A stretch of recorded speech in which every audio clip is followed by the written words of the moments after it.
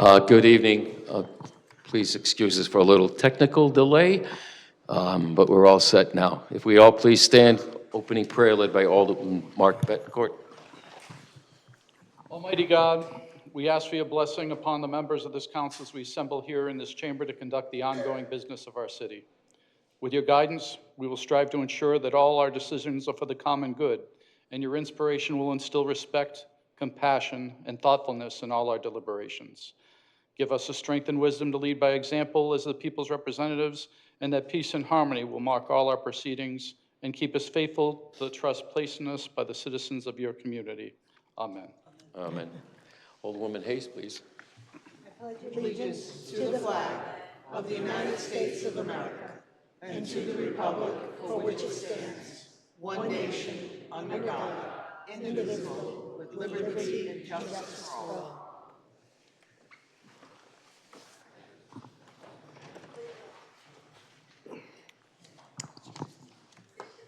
Petitions and Communications, number 1, financial background information on Dodd Stadium. Thank you. At this moment, I'd ask for a motion, please, so this could be received. Alderman Mark Betancourt, Alderwoman Gould is the second. Is there discussion? Seeing none, roll call, please. Alderman Nash? Yes. Alderwoman Hayes? Yes. Alderman Betancourt? Yes. Alderwoman Gould? Yes. Alderman Singh? Yes. President Pro Tem DeLucia? Yes. Mayor Nystrom? Thank you. The motion is adopted. The vote is 7-0. Number 2, update on grand list and mill rate impact of proposed budget amendments. Thank you. A motion, please, that this could be received. Alderwoman Gould, second. Alderwoman Hayes. Is there discussion? Seeing none, roll call, please. Alderman Nash? Yes. Alderwoman Hayes? Yes. Alderman Betancourt? Yes. Alderwoman Gould? Yes. Alderman Singh? Yes. President Pro Tem DeLucia? Yes. Mayor Nystrom? Yes. Thank you. The motion is adopted. The vote is 7-0. It is received. Public hearing number 1, an ordinance appropriating $2 million for the combined sewer overflow long-term control plan project in the city of Norwich, authorizing the issuance of $2 million revenue bonds of the city secured solely by sewer revenue to meet said appropriation, and authorizing the city and Department of Public Utilities to enter into grant and loan agreements and a joint resolution with the state of Connecticut with respect thereto. Thank you. At this time, I declare this public hearing to be open and would invite anyone wishing to come and speak in favor of the ordinance as proposed. Please identify yourself at the dais, your name and your address as well. 3 minutes, person. Anyone wishing to speak in favor of the ordinance as proposed?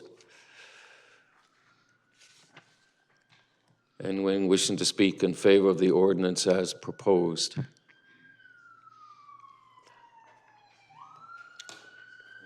To speak in favor of the ordinance as proposed? Seeing no one in favor at this time, I'd ask, is there anyone here to speak against the ordinance as proposed? Anyone wishing to speak against the ordinance as proposed? Anyone wishing to speak in favor of the ordinance as proposed? Seeing no one, thank you all. Declare it closed.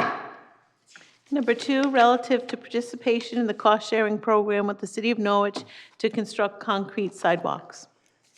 Thank you. At this time, I would declare this public hearing to be open and invite anyone wishing to speak on the cost-sharing program for sidewalks. Again, name and address, please, and 3 minutes, please. Anyone wish to speak in favor of the cost-sharing program at this time?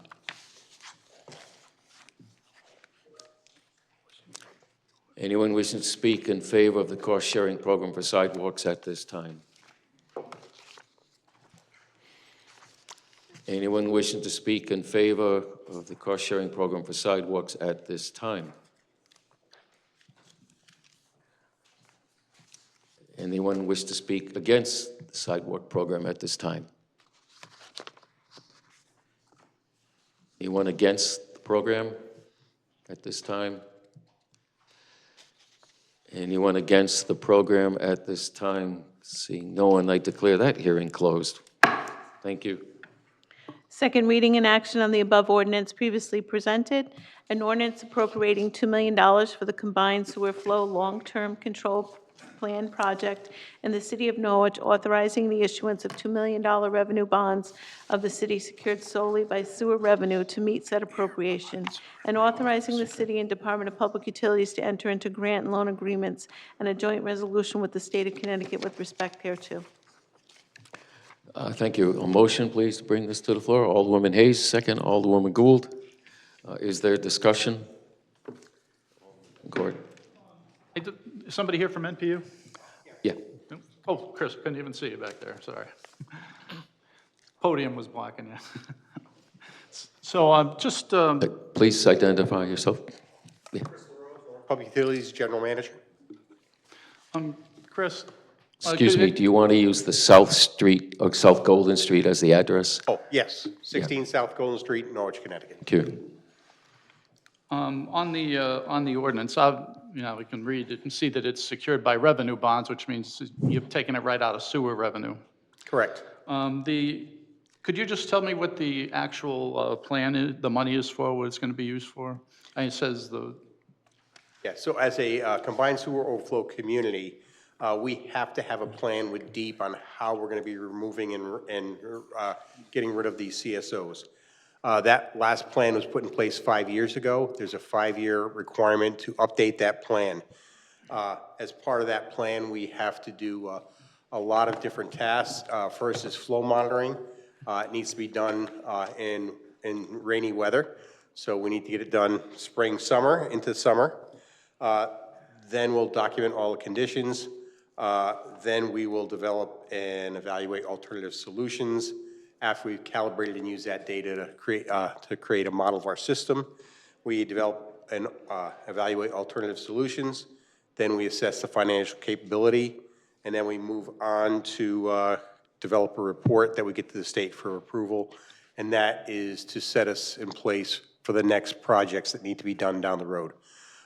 We are pushing to have these projects done after the completion of the sewer plant, so we're trying to let some debt come off before we add additional debt. Okay. Just as far as, I mean, a significant part of our system still has combined sewer and stormwater runoff, correct, still? Correct. Any idea of a percentage as far as the system goes? Well, I've got my expert with me, Larry. 20%. Down to 20?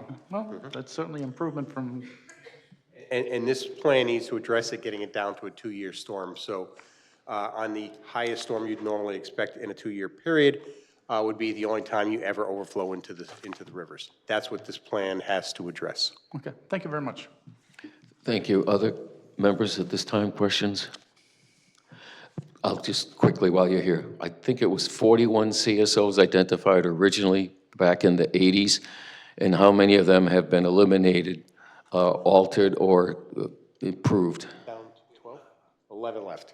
11 left? Yeah. Out of the 41? Yeah, we've significantly done a lot of lining, cleaning of our mains, a lot more proactive maintenance, and some have been taken care of through construction methods. Others have been through just very good maintenance of the system. Okay, thank you. Other members' questions at this time for the General Manager? Seeing none, thank you very much. Appreciate you being here, all of you. Is there further comment, questions at this time? If not, roll call, please. Alderman Nash? Yes. Alderwoman Hayes? Yes. Alderman Bettencourt? Yes. Alderwoman Gould? Yes. Concerns such as noise, dust, or unauthorized activity. And that completes my report for this evening. Thank you, John. Questions of the City Manager at this time? President Pro Tem, please. Thank you, Mayor. John, I know you know what I'm going to ask. I'm wondering if your office, or if you're aware of the mayor's office, or NCDC, or anybody has reached out to the Staples store, right, that will be leaving their current location, and I'm wondering if we've done anything to try to find them another location within the city so that we can keep them as a business. Well, there has been some reach out. I'll defer to the mayor on what reach out he's done, and I'm not sure if NCDC has done some also reach out. The morning that story broke about the lease arrangements with Hartford Hospital, I reached out to Staples corporate.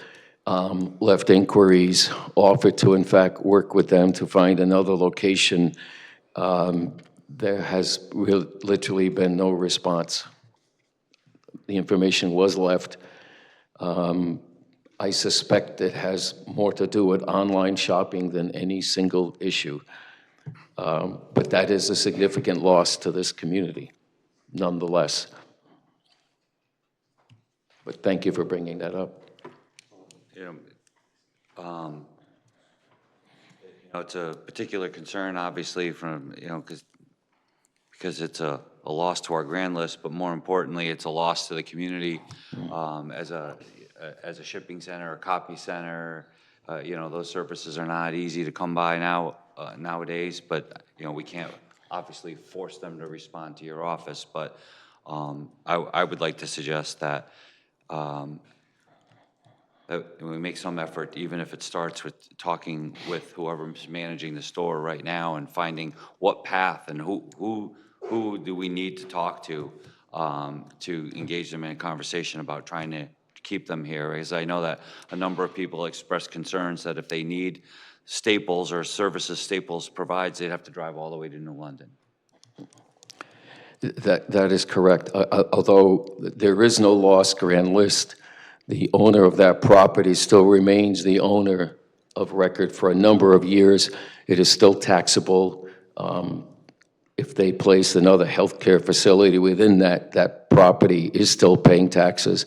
And I brought that query to our tax assessor as well, Bill Lee, and he assured me that all of those properties, because others have expressed concern about other medical occupancy of what otherwise would be commercial locations, they still remain taxable.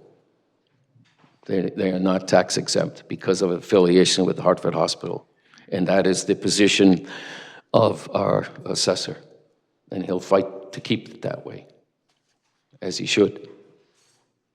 But thank you for bringing that up. Alderman Bettencourt, I see your hand. Well, as Stacy Gould could tell you, there's real estate, yeah, sure, but there's also business taxes that are paid, and those we would be short on. So. Personal property, all included, in his opinion, all taxable. Yep, not how Bacchus itself is treated, but all these other sites, all taxable. That's his position. And I agree. Other questions? Alderwoman Hayes. It's not a question. I just wanted to mention that on Friday, May 2nd, that the Norwich Youth Service Awards were handed out here in these chambers. And we had eight youth were honored. Thank you to Norwich Human Services, to Kate and Aaron. Aaron does a fantastic job reaching out to the community every year, asking for submissions for recommendations for youth who have proven themselves to be leaders in the community. And it was a well-attended event, and I just wanted to express my thank you for that effort every year that they do. Thank you, Alderwoman Hayes. It was a very nice event. Every year I'm impressed more and more by the people that come forward who are acknowledged. Kate did a great job subbing for Aaron, who was out ill. Alderwoman Gould was also there with us. Great bunch of young kids. There's hope clearly in the future. Absolutely. Thank you for bringing that up. Other questions, concerned at this time?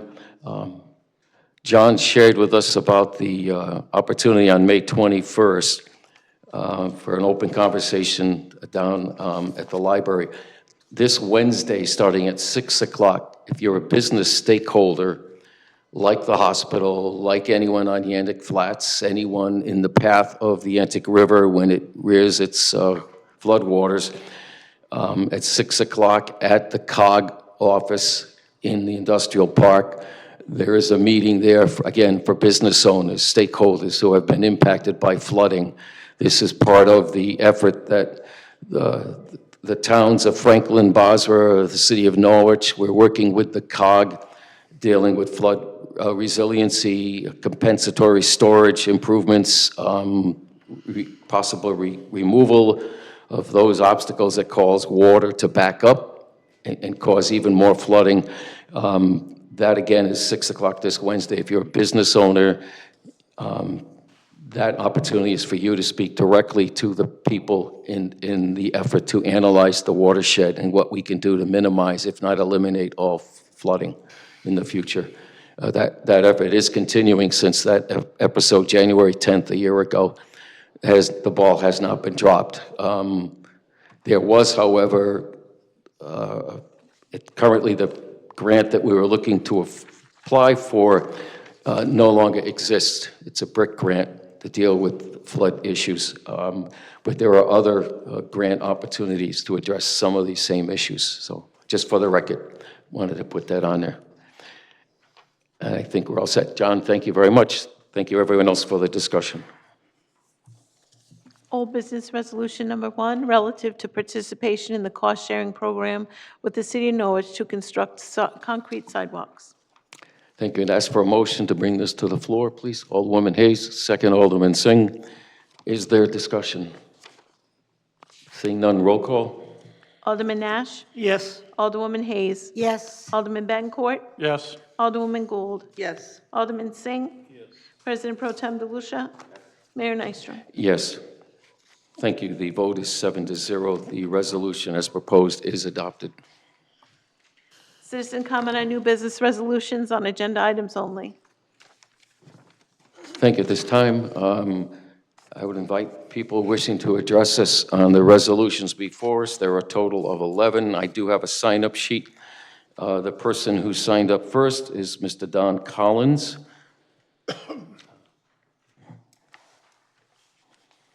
Again, name, address, please. Don Collins, 14 Stott Ave. Good evening, council. How are you? I've been going to Dodd Stadium since I was a kid, 30 years ago. I also did a job shadow program there in high school and have been a longtime fan. Now I'm employed by the Norwich Sea Unicorns. So I just wanted to share a few things with the council. So since 2010, we've raised about $250,000 just on our fundraisers at the stadium. We've donated close to $1.75 million to community contributions.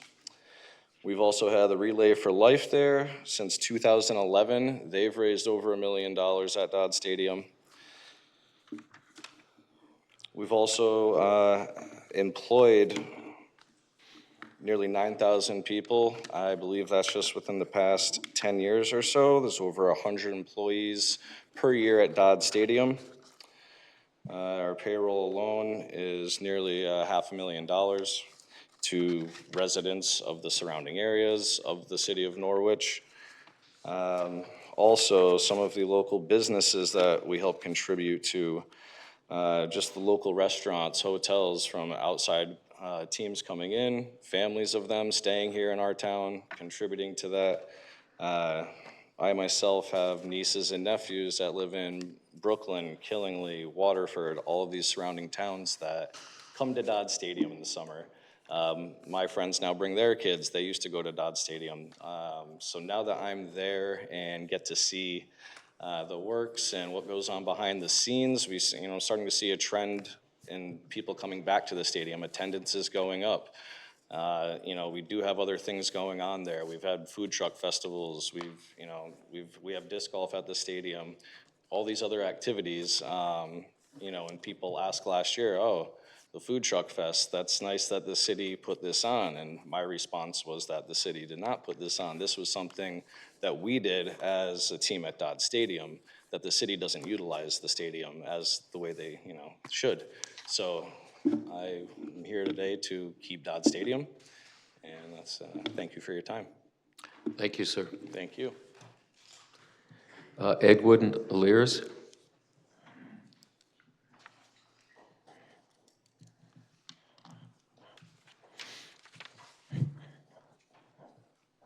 My name is Edwin Allers. I live in 644 Boswell Avenue. I've been a worker there for going on 13 years. Since I've been there, I've seen so much beautiful things that happen there. People should, that come there and ask me, And I'm just one of the just simple workers there that just comes just to work hard, so everybody can have fun. And if we take that away from the kids, the way I see kids coming to me when they need a ball, when they need something just to enjoy themselves. This place is, Norwich, since I moved here in 2011, and the only thing I seen around here, or you gotta be old enough to go to Mohegan, but have you seen the families that go to that stadium? It's nothing better. You know, and I vote that we shouldn't lose that, because it's the most precious thing we have. And our future are the kids. Thank you. Thank you, sir. Kevin Sani.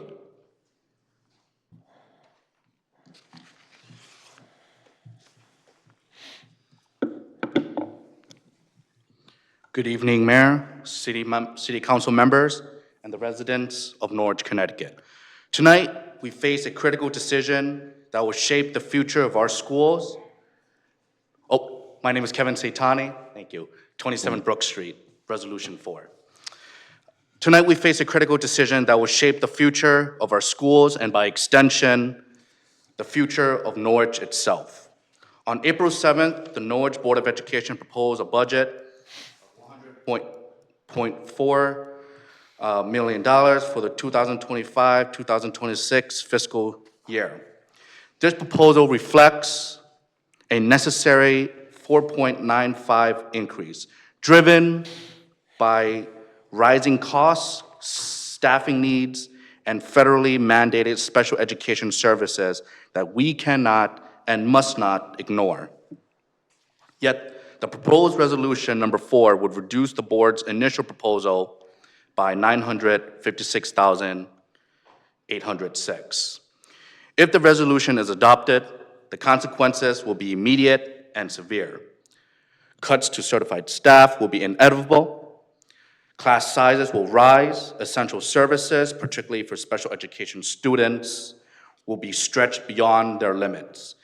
These are not abstract warnings. This is the reality the Board of Education has made clear to all of us. To disregard it would not be leadership, it would be negligence. Let us remember, education is not a mere line item. They represent teachers providing inspiration and stability. They represent special education, professionals delivering services our children are legally entitled to receive. They represent support staff who keep our schools safe, functional, and welcoming for every student. Some may argue that the city cannot afford the board's request budget. I argue that we cannot afford the alternative. Cutting nearly $1 million today will not yield savings. It will produce higher costs down the road through increased student needs left unmet, staff turnover, declining educational outcomes, and the long-term erosion of trust in the city's commitment to its children. The Board of Education is not acting recklessly. They are carefully monitoring legislative developments, including potential increases in education cost sharing and special education funding. They're doing their due diligence. Now is the time for this council to do the same. A flat budget is not a responsible financial plan. It is a short-sighted solution, and it is the wrong solution. The children of Norwich are not an afterthought. They are the future of the city. This council must act accordingly. Thank you. Thank you, sir. Lassard, please.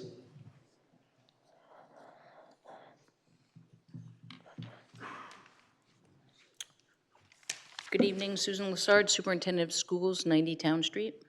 Good evening, City Council members, and thank you for the opportunity to speak tonight on Resolution 4. I want to begin by acknowledging that the ad hoc committee has not yet had a chance to even review the work we've done in response to the city manager's recommendation of a 1% budget increase. We are looking forward to tomorrow evening's meeting here at City Hall, where we can begin working together collaboratively and transparently to examine the reductions we've already made and explore additional cost-saving opportunities, including areas such as transportation. This year, we approached our budget differently. We came to you early with a proposal that already included significant reductions. We did this in good faith and with trust in the process. We understand the city is facing revenue challenges, and while a 1% increase does not cover the rising costs of salaries, insurance, tuition, we are willing to make it work for this year. But I want to be clear, it's not sustainable beyond that. Over the past 2 years, we have made deep and painful eliminations, and I want to remind everyone that last year, we eliminated 4.5 non-certified positions in central office. We downgraded 4 central office administrators from directors to coordinators to save money. We eliminated 7 school-based administrators. We restructured departments. We eliminated 4 instructional coaches and 24 math and reading specialists. We eliminated 5 unified arts teachers. We eliminated 3 school counselors. We eliminated 2 social workers, 2 board-certified behavior and analysts, and 5 registered behavior technicians. With these eliminations, we felt that this would set us up for smaller increases in years to come. And this year, when I came here to talk, we already found that we would be receiving a recommendation of 1. So we responded with the following eliminated staffing position on top of last year: 3 deans of students in the middle schools, 3 multilingual learner coaches, and 5 multilingual learning floater subs. We eliminated 2 elementary school counselors and 1 social worker so far this year. Also, 2 grade 2 teachers due to class sizes. We eliminated another BCBA and another RBT. We're reducing 5 paraeducators through attrition, and we've accounted for savings with 2 retirements. We are reaching a point where further staffing reductions will have serious consequences for teaching and learning. We've already shown improvement in student performance as presented here last month, but further eliminations will jeopardize that progress. We face rising high school and outplacement tuition costs, mandated expenses over which we have no control. Every additional dollar spent there means fewer resources for our K-8 students. And we cannot reduce staffing in our pre-K programs due to NIAC accreditations requirements that mandate specific teacher-to-student ratios. We are now looking at potential reductions to our behavior and support staff, individuals who make it possible for our most vulnerable students to stay in class and succeed. That's not a place we want to go. Other districts in our state are seeing average budget increases of 5.5%. While we are prepared to do our best with 1% this year, we must be honest, we cannot sustain that level of funding going forward. While we are committed to collaborating with the city in strategic ways during this budget season, we also remain committed to making Norwich a desirable place in Eastern Connecticut to live, learn, and thrive for all. This is why I have concerns with too many reductions to our school system. Again, thank you for this time tonight, and more importantly, thank you for your partnership. We look forward to our continued collaboration at tomorrow's ad hoc meeting and beyond. Thank you. Mark Cook?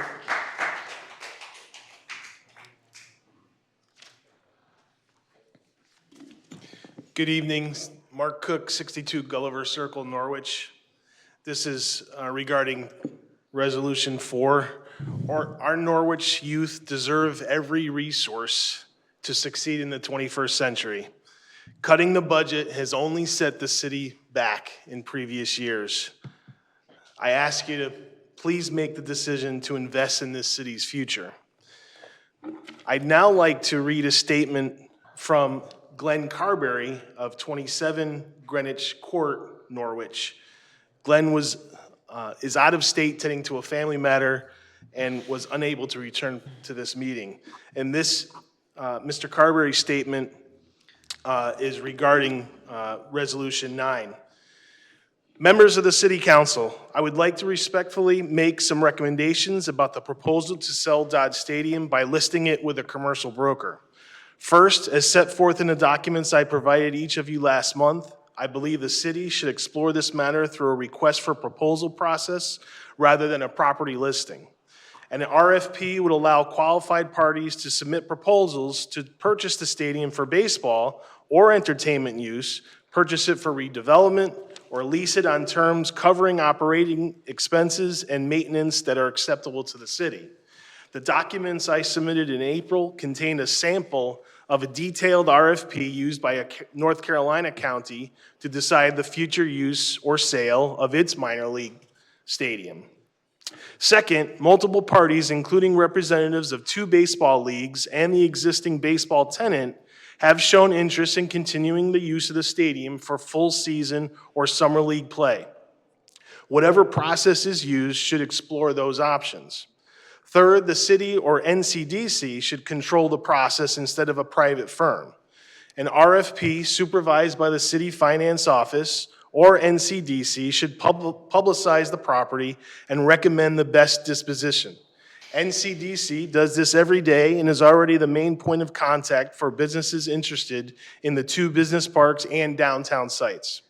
Fourth, the council must ensure that all legal procedures have been fully complied with before listing the property or completing a sale. Chapter 9, Section 10 of the city charter requires competitive bidding for certain activity. It states the provisions of this section shall apply to sales of city property except that such sales shall be to the highest responsible bidder. In addition, Section 8-24 of the Connecticut General Statutes states that before any local action is taken to sell or lease a municipally owned property or public building, the council must refer the matter to the Commission on the City Plan. Depending on the report, a 2/3 vote of the council may be required to proceed. Finally, I know this site like my own backyard. It will not easily be converted to a new use. Demolition costs will be in the millions, and there are wetlands, steep slopes, gas and power line easements, and legal setbacks from wetlands and easements, and likely neighborhood opposition. Thank you for your consideration. Glenn Carberry. Thank you.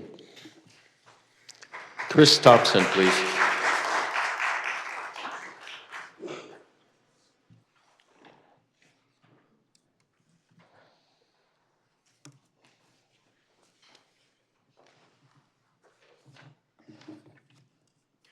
Good evening, Mayor, members of the council. My name is Chris Thompson, 14 Stott Avenue, Norwich Sea Unicorns of the Futures Collegiate Baseball League. Tonight, we face a decision that will define not just the future of Dodd Stadium, but the message this city sends to its citizens and future investors. I rise in strong opposition to Resolution 9, which seeks to sell Dodd Stadium, an asset that continues to deliver economic, cultural, and community value. Let's address the elephant in the room, transparency, or lack thereof. You are asking this community to accept the irreversible sale of a public facility with minimal input, no posted financial rationale, and not a single comprehensive economic impact study. This is not just concerning, it's irresponsible. The consideration of selling Dodd Stadium represents a staggering failure of leadership. Viable funding alternatives do exist. State grants and bonding, admission tax retention, and naming rights revenue. These are tools used successfully in other markets. There is no reason Norwich shouldn't pursue them. The city points to a projected $300,000 deficit as justification. But that deficit is just 3% of the stadium's $9.7 million assessed value. A public asset the city has already invested over $1.7 million to improve. This is a fire sale of a public treasure. Calling this a crisis is misleading. The city itself contributed $100,000 to the Stadium Authority last year, yet now claims the deficit is unsustainable. Even more telling, $346,000 in bonded funds for HVAC repairs remain untouched. If maintenance is the issue, why hasn't that money been spent?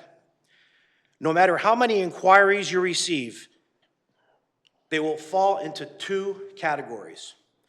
Proposal A comes from a land developer. You'll hear promises of big payouts, tearing down the stadium, cleaning up the land, building something better. But once the land is sold, the city loses control. Then comes delays, rising costs, and market downturns. Promises fade, the lot sits idle, vandalized, forgotten. Just ask Pawtucket, Rhode Island. McCoy Stadium rotted for years, and the city was left with a demolition bill after years of blight and neglect. However, Proposal B comes from someone like us, a team owner who wants to lease the stadium, reduce taxpayer burden, and preserve a community asset. That's what the Futures League has done across New England. We bring families downtown, drive local spending, create summer jobs, and we do it without asking for millions in public subsidies. In fact, we're offering to help reduce costs further. But none of that matters if you sell the stadium. Please open the door for conversation. This council owes it to Norwich to do better. Conduct impact studies, engage the public, talk to local businesses and residents. I urge you to pause and do your homework. This isn't a rush to divest. It's a chance to invest. Vote no on Resolution 9. Thank you. Thank you, sir.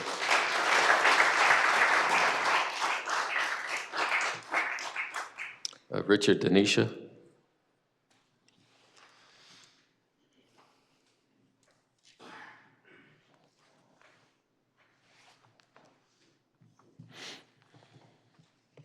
Good evening, everybody. Thank you for the forum, the ability to say some words. Richard Denanishia, 107 Whipple Ave here in Norwich. And I'm not going to stand up here and talk about dollars and cents and all of the things that you guys have already been privy to multiple times over. I'm going to come at it from a little bit of a different perspective. I'm going to talk about kind of a full term, kind of a circle, so to speak. My history with Dodge Stadium goes back 30 years. I'm 45. I first visited the stadium before it was open with my father as a kind of an introductory, this is what we're doing, stadium's almost open, it's gonna be great, and it was. Fast forward a few years after watching the big league players come down for rehab. As a student at NFA, I was able to play on the ball field, which was once a year, and we all looked forward to it very much. It was a great experience to walk on the same base paths that Roger Clemens would, pitch the mound and all these wonderful athletes, and it was just an excellent experience.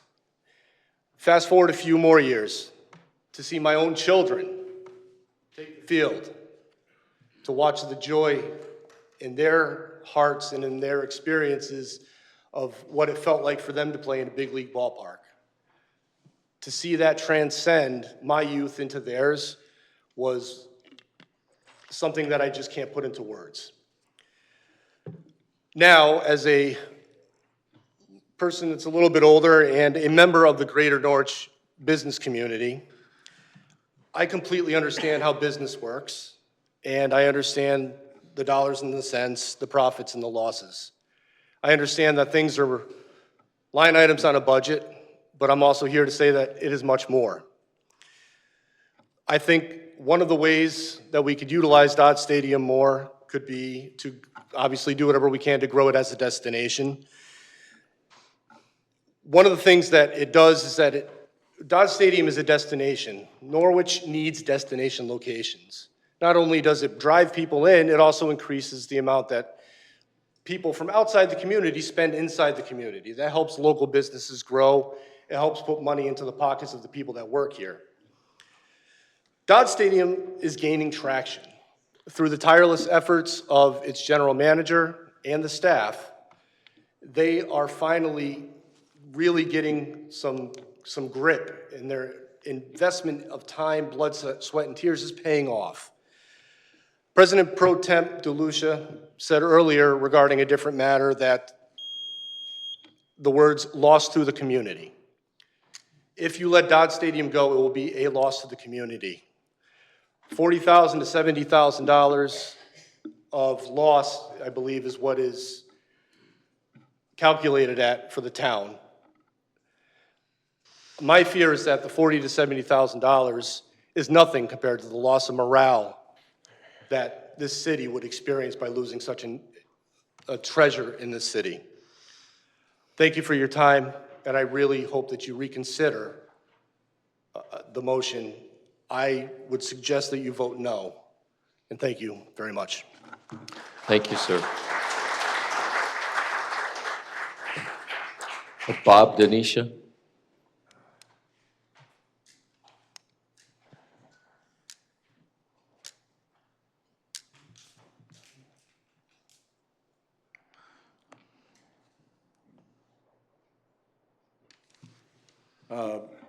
Bob Denanishia, 107 Whipple Avenue. I haven't been involved in a lot of local politics, which is a very bad thing on my part. But I want to speak about Dodd Stadium because it has been a part of my life, as my son just mentioned, a part of his life and our life. There's been several things mentioned here. I think Glenn Carberry was the most prolific a year ago. He presented to you a complete study of what can be done. I don't know if anything's been done on that. His statement as presented today is another indication. And of course, he was one of the fires behind getting Dodd Stadium where it is. And I very much appreciate his abilities. What happened to the request for proposal? I think that was kicked around the last meeting. These things take time, and I have never seen the wheels of government move so fast as what's happening with Dodd Stadium. Has there been a reach out? Do the people of Norwich know what's going on? Has the people of Norwich been asked, do they want to get rid of Dodd Stadium? Have the people of Norwich been asked, do they want to spend $75,000 to keep that icon up there in the industrial park? Maybe they have. I haven't been paying attention. But I think it should be done. Now, Dodd Stadium was voted in by a very forthright and forward-looking council. $800,000 was approved. I don't think that $800,000, which is a lot more money today, should be just thrown away. And is it your right to throw away a icon in Norwich, a tourist attraction, a revenue generator for our local businesses? I don't think it is. I think this is possibly a referendum. Let the city, let the people of Norwich decide whether they want to keep Dodd Stadium. I don't think it's up to you. You represent the people, but this is above that, in my opinion.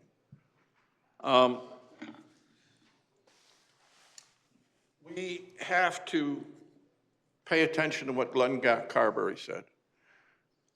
After the last council meeting, I went home, I found it on YouTube, and I watched his whole presentation from a year ago. It was tremendous. Am I out of time, or have I gone? Technically, but please continue. This does briefly. feed the economy. It's been known, we've known that. At a game, go up there, look at the license plates. Rhode Island, Connecticut, we're not that far away. There's not much of this quality of baseball left in the area. Norwich is it. McCoy's shut down and other parks. And the kids that we're going to be watching play, these college students, they're going to be major leagues someday. And everybody that's played at Dodd Stadium is going to remember Dodd Stadium. I'm not as eloquent as some people that have been here and talked about this, but I am passionate about it. And it's my bad for not being involved in local politics up until now, but that's going to change. Please, table this, get some research done, ask the people. Don't throw it away. Can you imagine if they had kept a mile of trolley tracks in Norwich and not thrown that away? And we had trolley cars running up that mile? It'd be worth millions in tourism. Don't throw away an asset that this town has, an irreplaceable asset. So, thank you. Thank you, sir.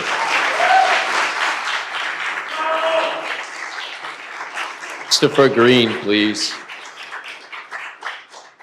Christopher Green.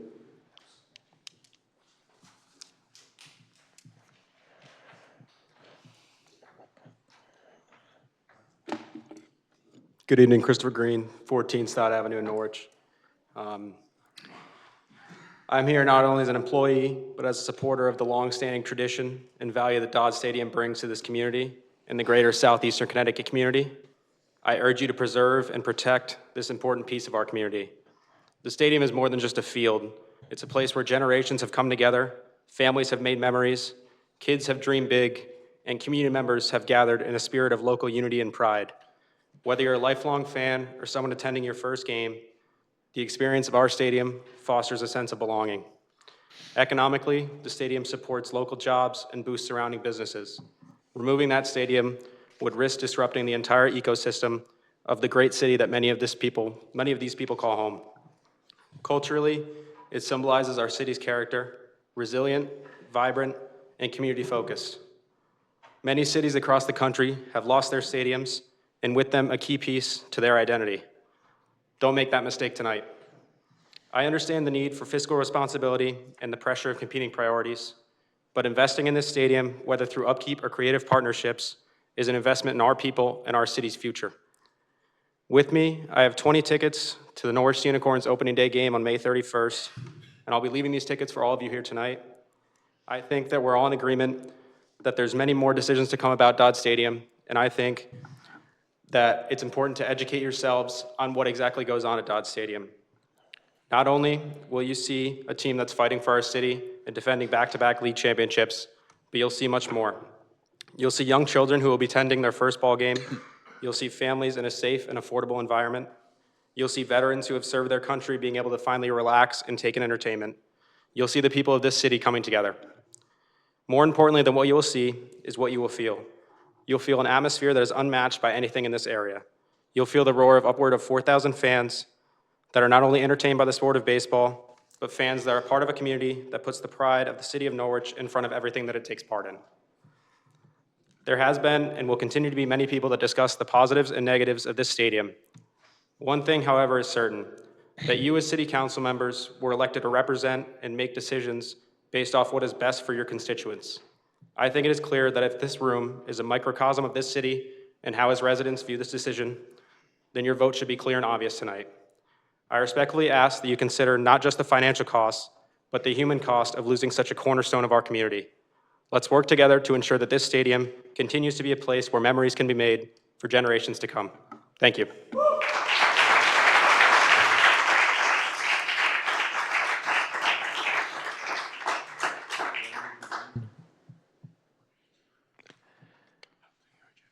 Is Brendan Green here?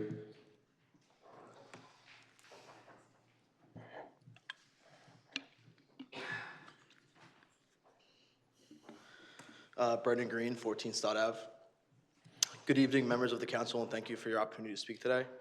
My name is Brendan Green. I grew up in Canterbury. When I turned 16, as a student at NFA, I was on the hunt for my first job. Through a family friend, I learned of part-time employment at Dodge Stadium. I applied and was hired on as a member of the concessions warehouse staff, which was the most flexible option to work around my football preseason schedule at NFA. Starting my professional career right here in Norwich helped me learn the strong base of both hard and soft skills that I still utilize in my professional life today. After graduating from NFA, I wanted to advance my academic and athletic career at WPI in Worcester, studying mechanical engineering and playing football. Throughout my college career, I found myself returning to Dodge Stadium part-time and as needed for the busier games when I was able to working around summer engineering internships and football preseason. After graduating from WPI accepted a job offer at Pratt & Whitney East Hartford.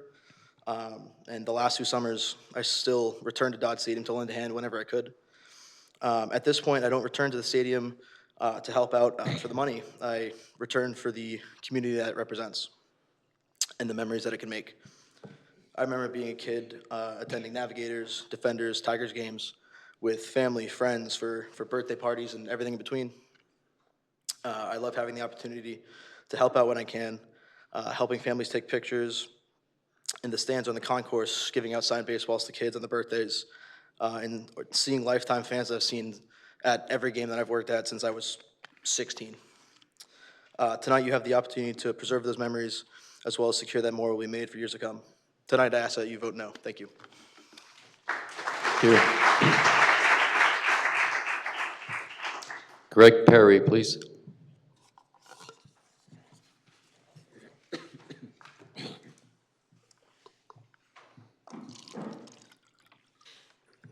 Hello, Gregory Perry, 33 Mulberry. First, I want to say thank you to you all for your public service and for being here tonight and to listening to all of us. The administrative team at Norwich Public Schools have worked, and they are working to find savings and efficiencies and cuts and reductions wherever they can. The idea that they're being wasteful or that they're asking for more than they need, not just what they want a whole lot more, they could use a whole lot more, but the idea that they're asking for more than they need is uneducated. These battles with school districts and boards of finances and city councils, they're happening all over the state. And as Superintendent Lassard said, 4.95 is a below average ask for a city that needs a whole lot more and has been cutting in these recent years. The cost of education is increasing at a pace that is beyond inflation. The cost of education is increasing at a pace that is beyond inflation, and we need to keep up. The majority of any education budget is not discretionary spending. Transportation is one of those things that's increasing at 10% rates. We found cuts in transportation. We found efficiencies. We're not offering buses to people that we should be offering buses to. Special education, we found ways to bring people back into town. We're finding ways to save money there wherever we can. These costs are legally mandated. We can't ignore things that we are legally required to do. Personnel is the other big one. Man. Personnel means people. People who are dedicating their lives to serving our kids and our students. This budget that we are asking for is a reduction budget. It does not represent an increase in program and services, rather a reduction in program and services. Good people who are working for Norwich Public Schools have been laid off already. Staff who love the kids that they work with. Staff who are loved by the kids that they work with. Can it be done, providing an education with this almost $1 million cut? It can, but what would that mean? It would mean that NPS would lose more fantastic staff. I don't want to see what that's going to look like. That would be very sad.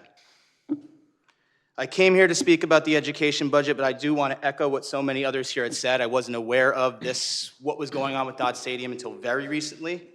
I also don't want to see an iconic location in Norwich like that go away easily. That would also be very sad. I remember being a young man going to a game with Rich. I remember my kids having fun there.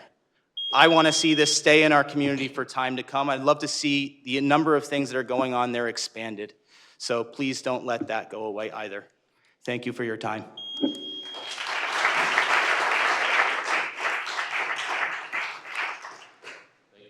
John Ayino, please. Where'd he go?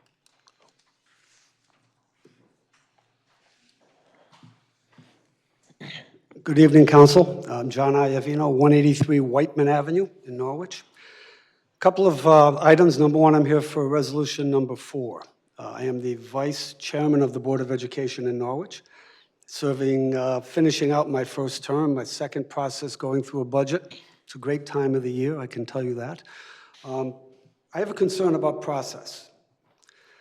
When I joined the board last year, I was added onto a committee called the Ad Hoc Committee.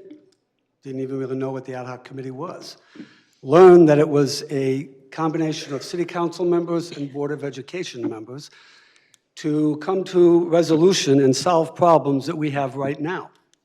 I question the reason for the resolution tonight before the Ad Hoc Committee has had one opportunity, one meeting to discuss going from 4.95 to 1%. I echo, Greg is absolutely correct. The administration in our public school systems has been working extremely hard and diligently to make a workable, honest budget work for the students in the city of Norwich. That opportunity and chance needs to happen. We cannot have a resolution out of, well, I'll say left field, that's my second topic, out of left field, take out 659,000, take out $1 million, go ahead, without having an opportunity to sit as an ad hoc with council and board and have a discussion as to what can be done and how it can be done. That is the process that I expected that would happen when we dealt with budgets in the Board of Education, not just let things happen. So I'm disappointed in that process. I'm not going to stand up here and give you the virtues of education and the importance of everyone. You all know that. We don't have to talk about that. But we do need to talk about how we do business and how the process works. One comment on Dodge Stadium. I'm not sure there's anybody in here that's more of a baseball person than I am. I don't know about that. However, I look at Dodge Stadium as more than a baseball stadium. It needs to be an entertainment venue.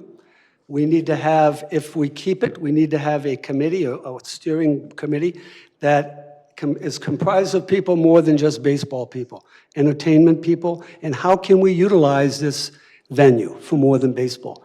Once it's gone, it ain't coming back.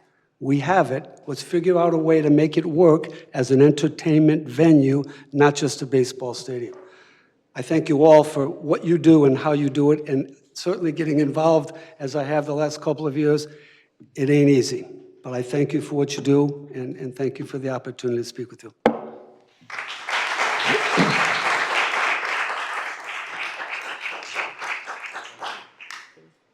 That completes those who signed the sheet ahead of time. If anyone else wants to address the council on any other resolutions at this time and you have not had a chance to speak, this would be the opportunity to identify yourself, and what I will do is just go left, right, and back and forth. So if you haven't spoken, I see someone rising to his feet. Thank you.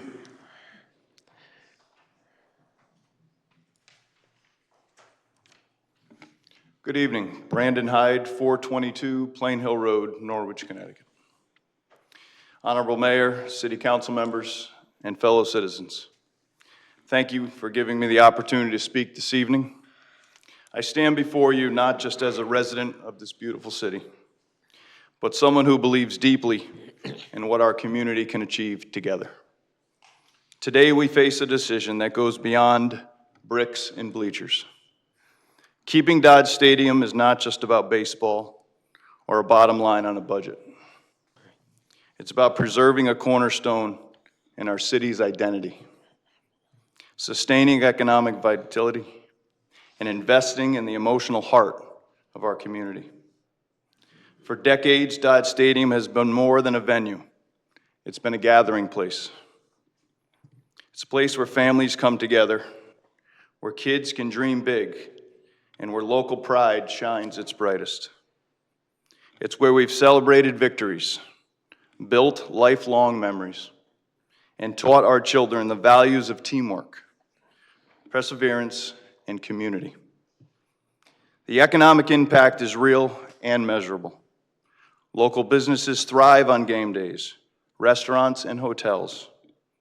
The stadium provides jobs for residents, opportunities for local vendors, and brings visitors who spend money in our town. According to recent studies, small market stadiums can generate millions annually in local economic activity. Are we prepared to turn away that prosperity? But even more importantly, the stadium represents unity. In a world that's often divided, the ballpark is a place where we can all cheer together, stand together, and build something together. It connects generations, it gives our youth something to strive for, and it gives our city something to rally around. Now, I understand there are costs, I understand there are challenges, but I believe the cost of losing this, what we've built, is far greater than the price of preserving it. Let us now not allow short-term concerns to undermine the long-term treasure. I urge you tonight to please keep the stadium and keep this treasure in our town alive. Thank you. Thank you.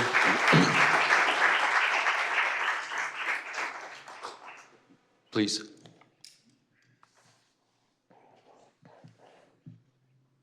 Good evening, I'm David Horst, 5 Joseph Perkins Road. Mayor Nystrom, President Pro Tem, members of the council, city managers, Salomon, thank you for the opportunity to share my thoughts about the budget. I am pro-Norwich and believe in the city's future.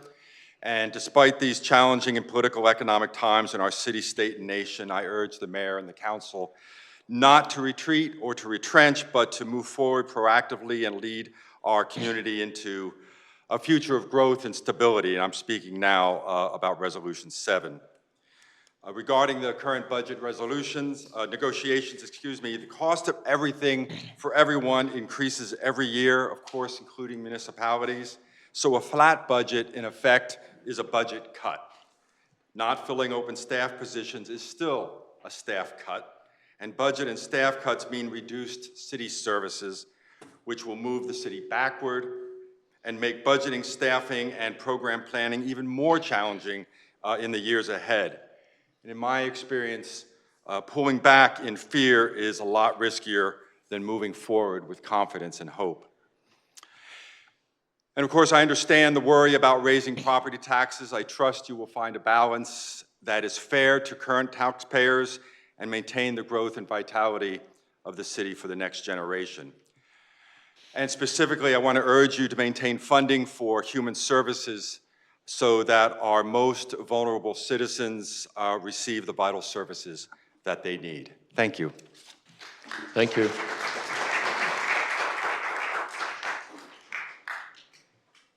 On this side, please. Lee.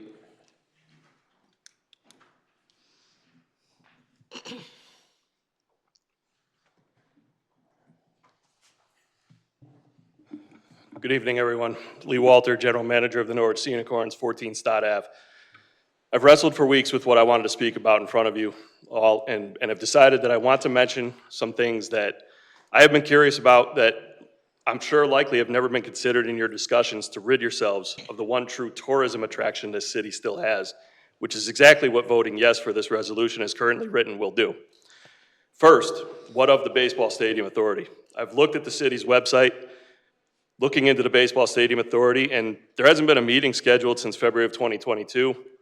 That meeting, along with the previous 17, was canceled, and yet it was in the financial report on Dodd Stadium that the Stadium Authority is there. Is it just a line item? But that Stadium Authority was an important thing. People sat on it who cared about the stadium. The team had a representative who could talk to the Stadium Authority and convene on ideas that would help improve the stadium. And yet that doesn't seem to happen anymore. For one example, last year I had an independent energy efficiency study done for the lighting on the concourse and throughout the rest of the stadium. And a proposal was worked up, and MPU was willing to provide a $20,000 credit, and there was an estimated savings of $25,000 to $30,000 per year on electricity usage alone.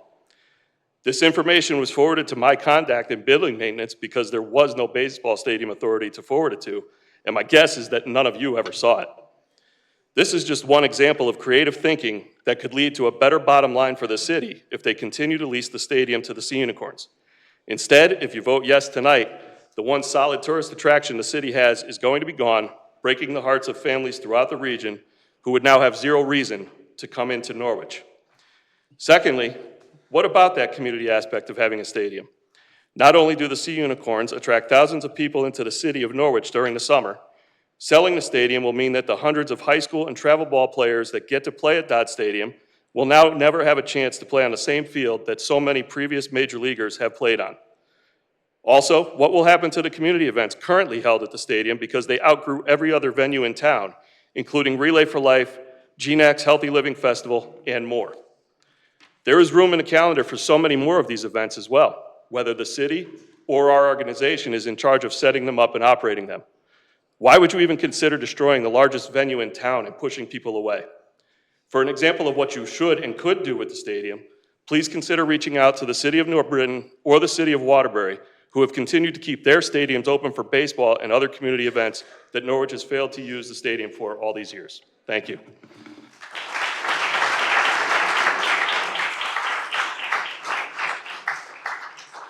Anyone here on the left?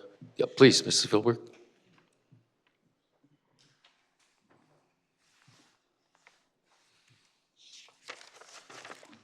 Good evening, my name is Joanne Philbrook, and I live at 10 Elm Avenue, and I'm really surprised that so many people live at 14 Stott Avenue. When I go home, I'm going to look it up on the assessor's map, because I know as well as you do that they don't live at 14 Stott Avenue. I come here tonight at personal risk. I am not in the best of health, as you all know, and the last time that I was here, it was not good. I'm teetering tonight, so I'm glad that Mark Benjamin is here. I want you all to understand that I'm tired. I'm tired physically, mentally, and financially. I am 82 years old. I live on a fixed income. Any increase makes me have to choose to give up something else.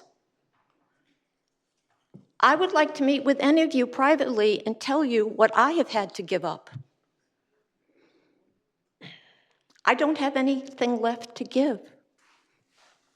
When I moved to Norwich 20 years ago, I was proud. I was excited.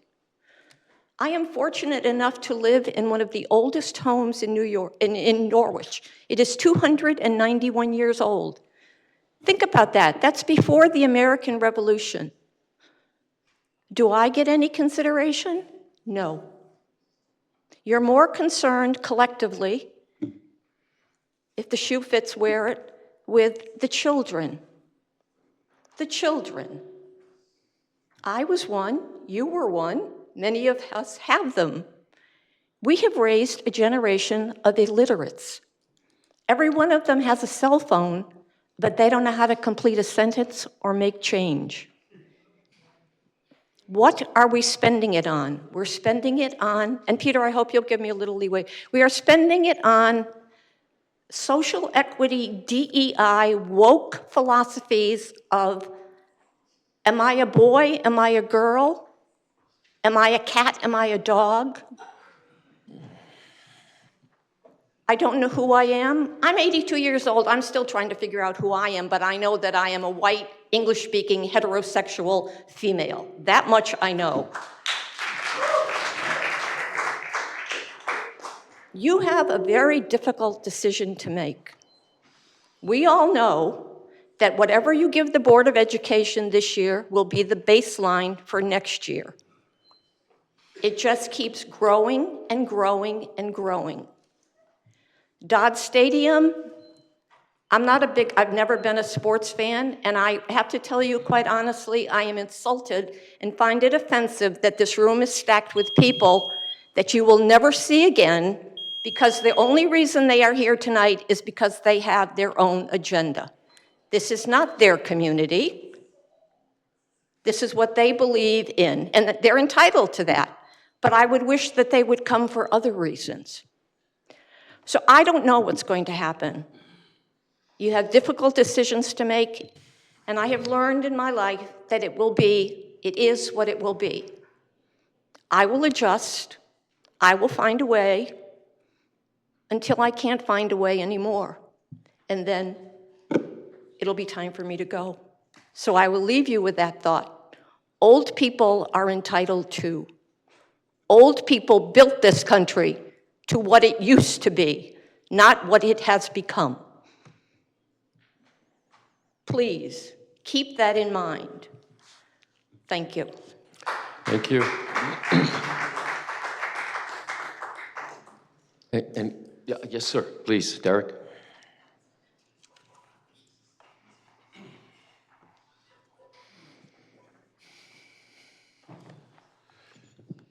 Good evening, everybody. My name is Derek Petruchuk, 9 Bailey Heights, Norwich.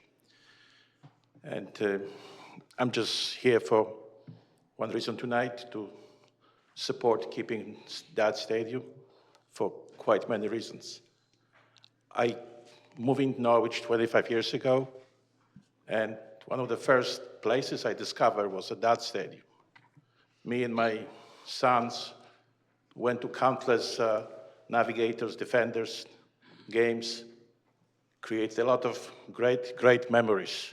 Not just games, concerts, events, all kinds of things, which even right now with the Sea Unicorns, it's difficult to find better experience in Norwich, what the Sea Unicorns offer us last few years. And another thing, that stadium kind of pointed me toward the Little League and baseball, and my sons play baseball for many years. And one of the things the Little League does is have an opening day at that stadium. Mayor is always there. We always appreciate him coming over. Unfortunately, this year we couldn't do this because of the weather. But quite many people came to me and told me that it's nothing like Norwich Little League opening day at that stadium. It's absolutely great memories. We have 400 or 500 people, kids marching, parade. It's one of the kind experience that creates unbelievable memories. Someone may say, so what? It's just one day. But other than that, I've been to countless also high school games, St. Bernard and FA, Legion Baseball, not to mention events and concert. So let's remember that. And now, somebody wants to take it away from us. And somebody already mentioned this. If you take it away, it's no coming back. What we're gonna have? Big bag of money at the end of the day? Then maybe the bag won't be that big.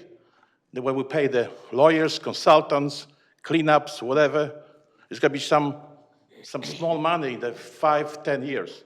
Or maybe meantime, do you remember YMCA? What's happened to YMCA? Nobody did anything then. And we lost it. And finally, right now, there's something happening. After what, how many years? 15 years? Community lost such a valuable place. Now you don't take it this away? What else we have here? What else we have so other towns are kind of jealous of? Tell me, please. We have a baseball stadium. Nobody else has it. Take it away, what we have? Schools? Bottom 14%? What else? High taxes? Tell me. Give us something. We need something else. So please, consider those things. Thank you very much. Thank you. Yes, young man. Oh, I'm sorry, Bauer. I didn't see. Yeah. He deferred to you. Hi, Beryl Fishbone, 19 Bliss Place. Some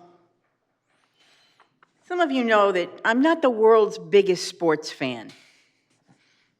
I'd like to say I do go up and I do enjoy a game or two during the year, but not my biggest thrill in life.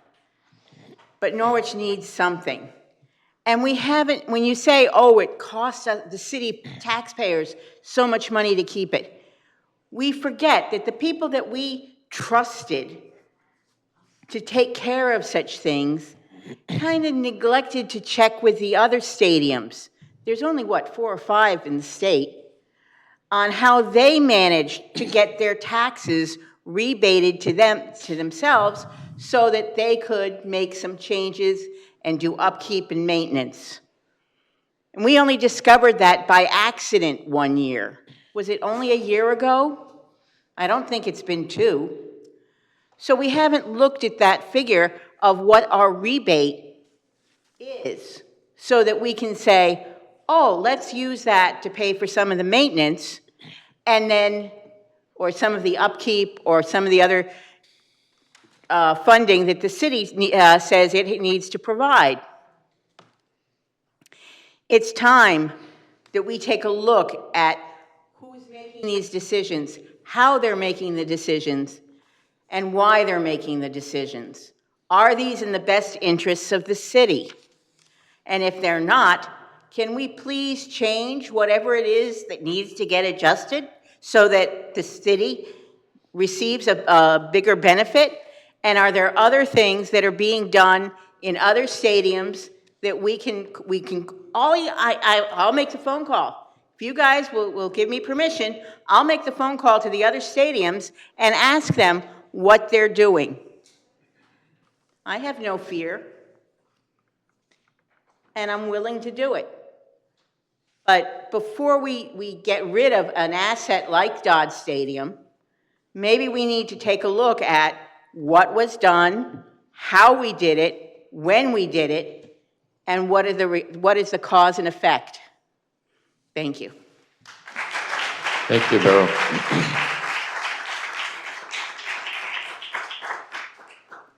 Continue, I've been asked to announce that at the beginning of the meeting, our streaming system went down. So if someone was home watching this through a stream service, for some reason that is not happening tonight. And I apologize to anyone that affects, but we want that on the record. Thank you.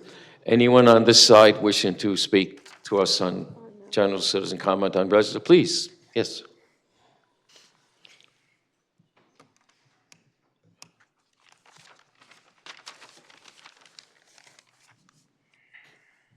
Thank you for letting me speak. I've never done this before, so I'm a little nervous. But I'm here because of Dodge Stadium. Name, address. Oh, Cindy Biergard, 128 Hunters Road. Thank you. I really feel that we need to keep Dodge Stadium. Our families, and I am a big family person. I come to a lot of Norwich events. I feel that we need somewhere for our kiddos to go with their parents and to have a good time. It's inexpensive. I've been there before. I've worked with the people at the stadium. They are so helpful in making sure that people go there, they have a good time, the families are able to afford to go. I just think it's really, really important that we keep Dodge Stadium, we keep it family, we keep the community together. The schools, Norwich Youth and Family and Rec, we are all one big community. We need to work together and we need to do it together for our kids. We want our kids here in Norwich.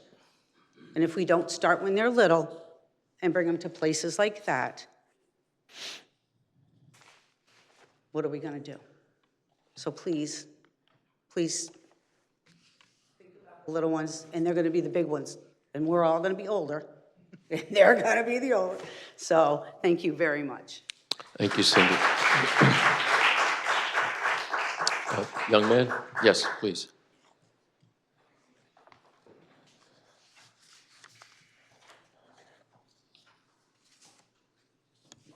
Logan Gustafson, 14 Niantic Street.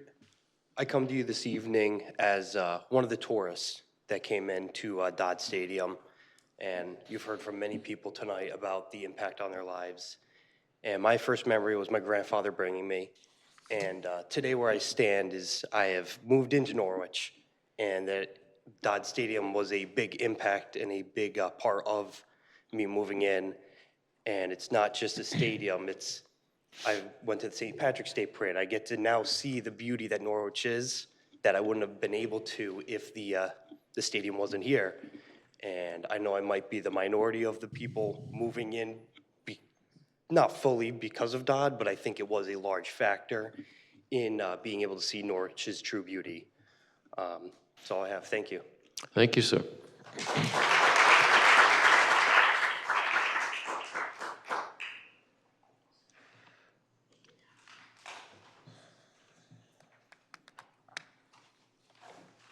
I haven't done this either, but Angela Adams, 187 Main Street, Norwich. So I've been coaching sports since I was 18 years old, and one of the sports that I coached was softball. So I remember bringing my players there to Dodd Stadium at the time, and now their parents, their mothers now, and they're bringing their children to Dodd Stadium. We talked a lot about community events at the stadium. We do run from the chamber the Healthy Living Festival for at least 8 years. We were one of the ones that outgrew a lot of the facilities in the area, and we don't have the space to run that event and many more events like that as well. During the pandemic, I don't know if you remember, we're probably the only place in Connecticut that actually hosted for concerts, because we weren't able to do them at Howard Brown Park for the Rock the Docks.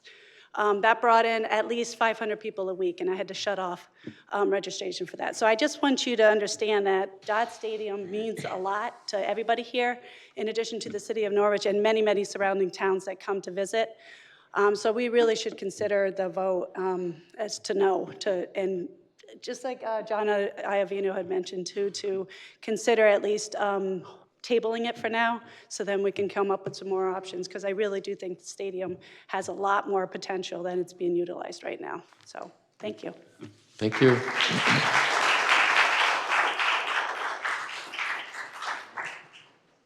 Yeah, please.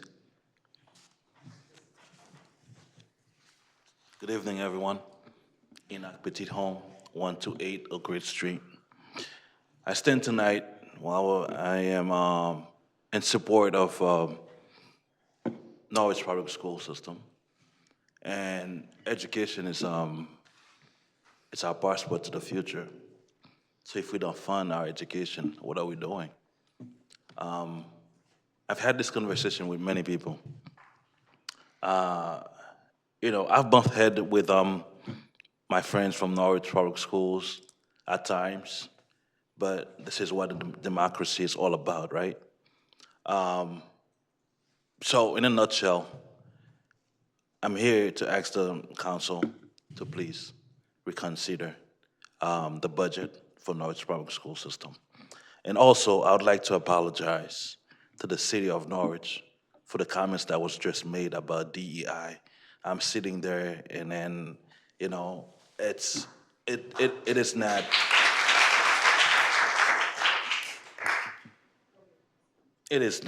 it's not fair to many of us.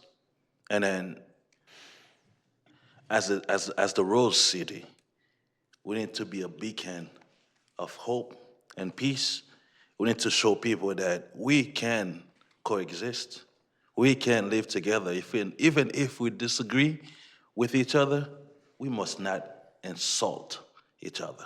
Thank you. Thank you. To the right side, again, anyone wishing to be heard, please.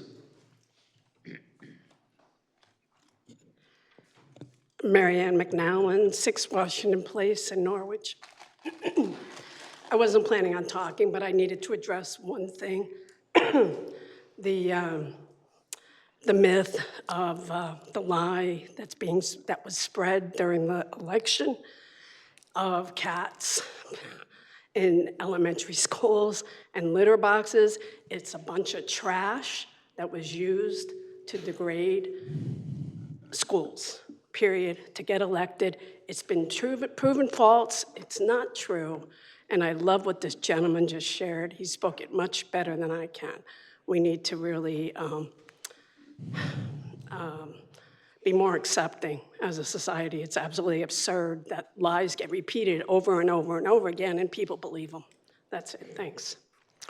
Thank you. Left side, please. Yes, sir. Yeah.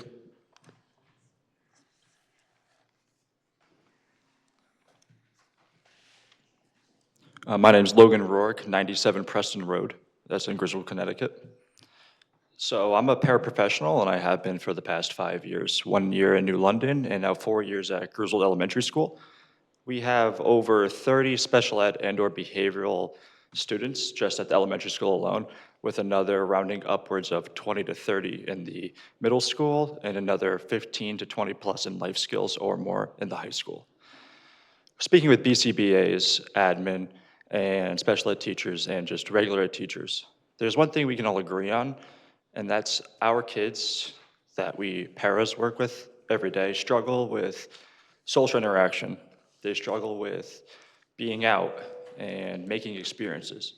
And the one thing that we can do is go to a baseball stadium and make experiences for people who might feel like they can't, and for parents who feel like they can't. To disregard or not think about the impact that you have on not just Norwich, but on Griswold, maybe on surrounding towns that want to visit, it's immense. It holds a lot of weight. And furthermore, you speak about, as a city council, shutting this down and the money that might come in, and we brought up social media. Yet the city council organization on Facebook has 14,000 followers. Not a single post about Dodge Stadium I saw. Where's the post that shows opening day? Where's the post that promotes what's outside of Norwich? Everything's in city, right? In downtown. What are we doing on social media? There are people complain about it, but what are we doing to utilize it? I don't see anything.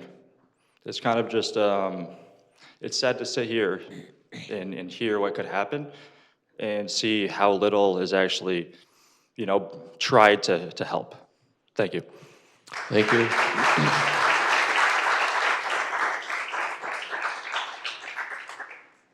Anyone here to the right, or my right, I should say? Not a chance, please.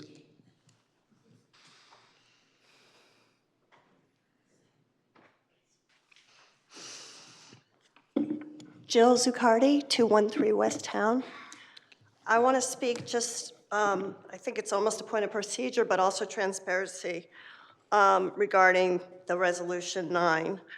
The summary and background information provided in the packet for tonight's meeting last week describes Resolution 9 as a proposed resolution to request proposals from qualified brokers to sell Dodge Stadium. But when you look at the actual resolution, the resolution itself does far more than that. It's more than just that little summary. And so if people are not reading down, drilling down into the language of the resolution, they may think that this is just one little step to authorize the city manager to send out an RFP. But the resolution itself contemplates him selecting a broker, getting a purchase and sales agreement. It's far more in depth than that little summary. And so I think the council should table a vote on this resolution until all of these other issues can be looked into and a more informed decision can be made.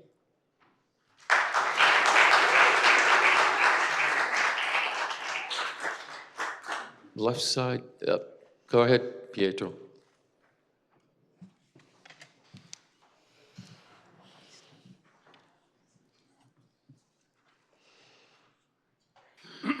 Good evening. I must disclose my name and address, right? Please. It's my preference. Pietro Rocchi Camardella, 79 Lambert Drive. I've lived in Norwich for over 40 years. I was born and raised in another country. In my country, Italy, we play soccer from dawn to nighttime. So I didn't grow up playing baseball. But baseball for the American cultures, for my children. Now we have 2 grandkids that are playing Little League, 113 and 16. How can you not perceive the importance? And like the lovely lady that just spoke, you didn't cross all the T's, all the I's, and once again, you as a council just decide. You just decided. Somewhere, somehow, you all already decided what's going to happen. Sorry, that's my opinion. Am I entitled to my opinion? Are we in a free country? You all already decided. I don't know how, I don't know who, I don't know who's pushing what, but this thing has to be tabled. And as my good friend Bob Denanishia right there, an Army and Navy veteran said, it should go to referendum. You must obey the will of the people, not the other way around. Yeah. Like I said, baseball is not my thing. But it Sure thing, so why are we wasting it? If you knew what you were doing as administrators, as leaders, as visionaries, you would know what to do with the thing besides baseball. You can rent it, you can host fairs and, what do you call it? Garage sales, I don't know how you call it, the flea markets, whatever, you know. Just bring people in, bring people in. Somebody is pushing your buttons. Some entity is making you do this, not we the people.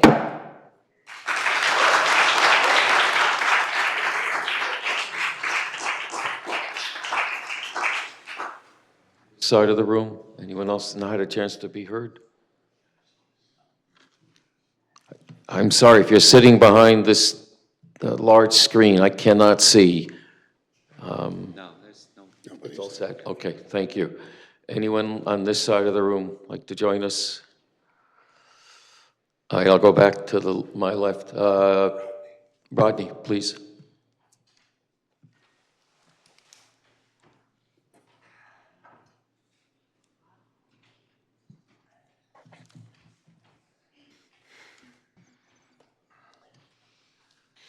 Rodney Boy, 62 Roosevelt Avenue.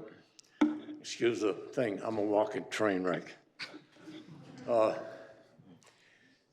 the school budget, I think Mr. Salome had done a real good job.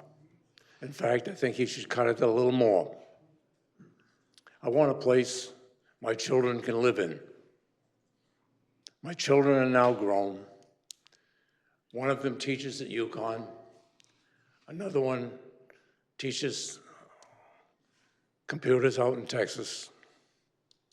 I've got a couple more coming through the line. They get a good education here. Give them a place they can live in. Keep the taxes low enough that people can afford to live in this town. I've lived in this town for 62 years.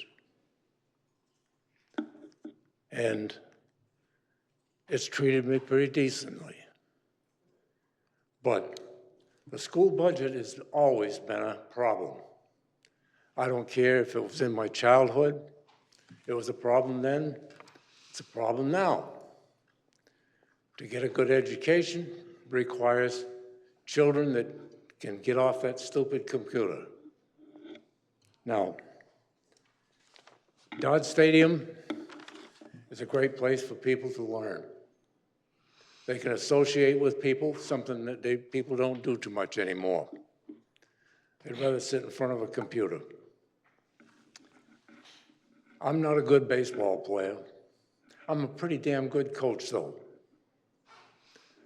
I've coached Little League, PALS, and I've done midget football. I've supported all of them, all over a period of time. But please keep the taxes down. It's not going to bother me. It is going to bother my children, all of them, grandchildren and my siblings. But it's something that you have to do. A good education is to be prized. I'm the only one in my family that doesn't have a college education. But my other siblings have risen very, very high. One of them is chief of medical for the state of New Hampshire. And a couple others are engineers. And I don't lay that on. I went in the Navy. I couldn't afford to go to college. I went in the Navy and learned a few things. I was an electrician for 60 years. But give me a place my children can stay, for God's sakes. Thank you.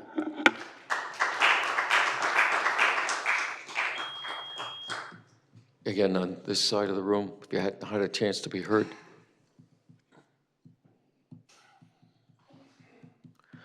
Back to my left. Anyone not yet had a chance? Yes, go ahead.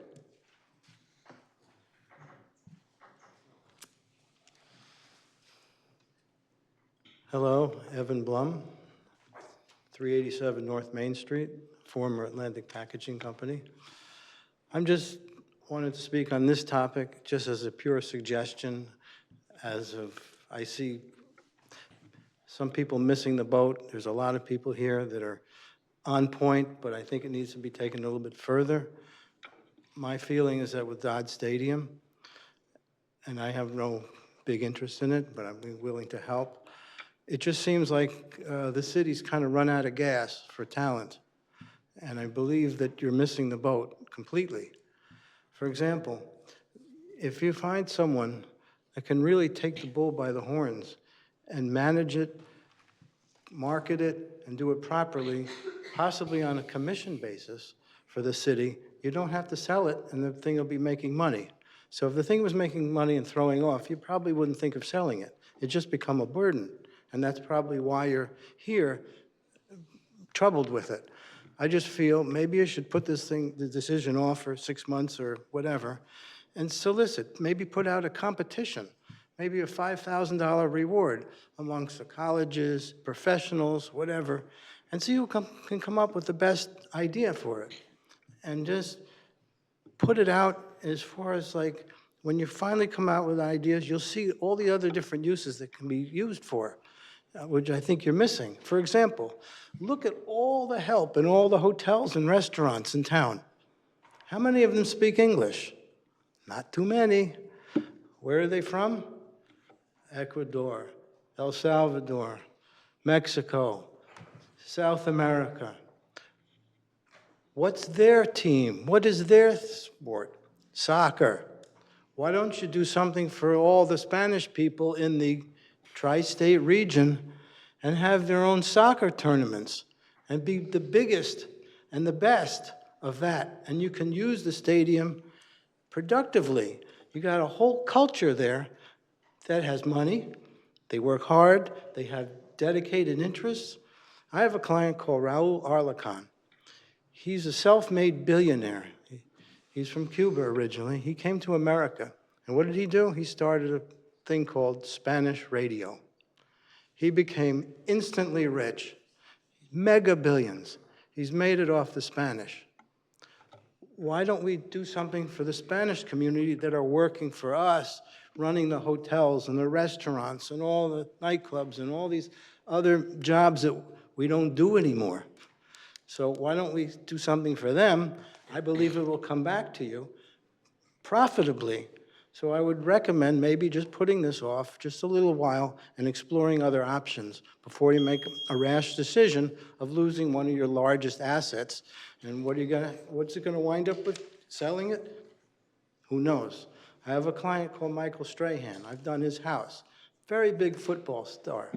I could call him and ask him, maybe he has suggestions. Maybe the NFL will fund something. I don't know. But I have people like that I can ask. I'm just volunteering. I have no interest. I'm just trying to help out, just as a, because our family's been in this area, believe it or not. You probably just think I'm just some guy from New York, but our family's been here since 1937, which is a lot longer than a lot of people have been here, even though I'm not here at full time. But I'm just saying that I've seen the evolutions going on here, growing up. So I'm just trying to make a suggestion. I think it would help everyone out. If you can possibly shift your thinking a little bit, that's all. Hope you take some of it and make something out of it. Thank you. Good luck.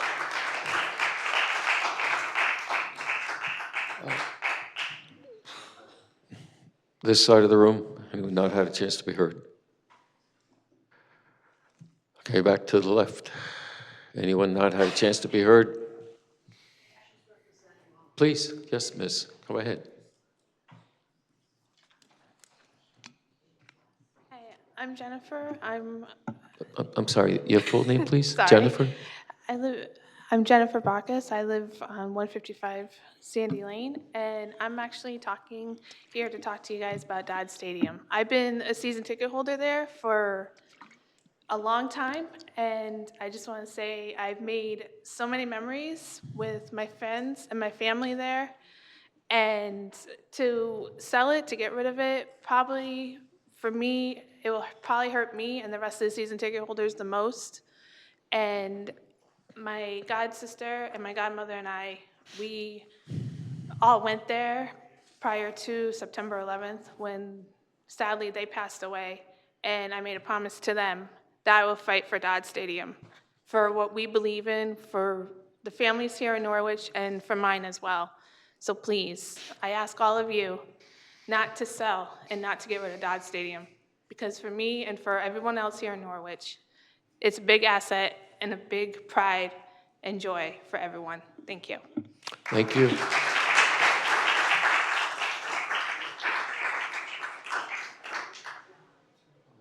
The right side again. Anyone not had a chance to be heard who wishes to? Back to the left.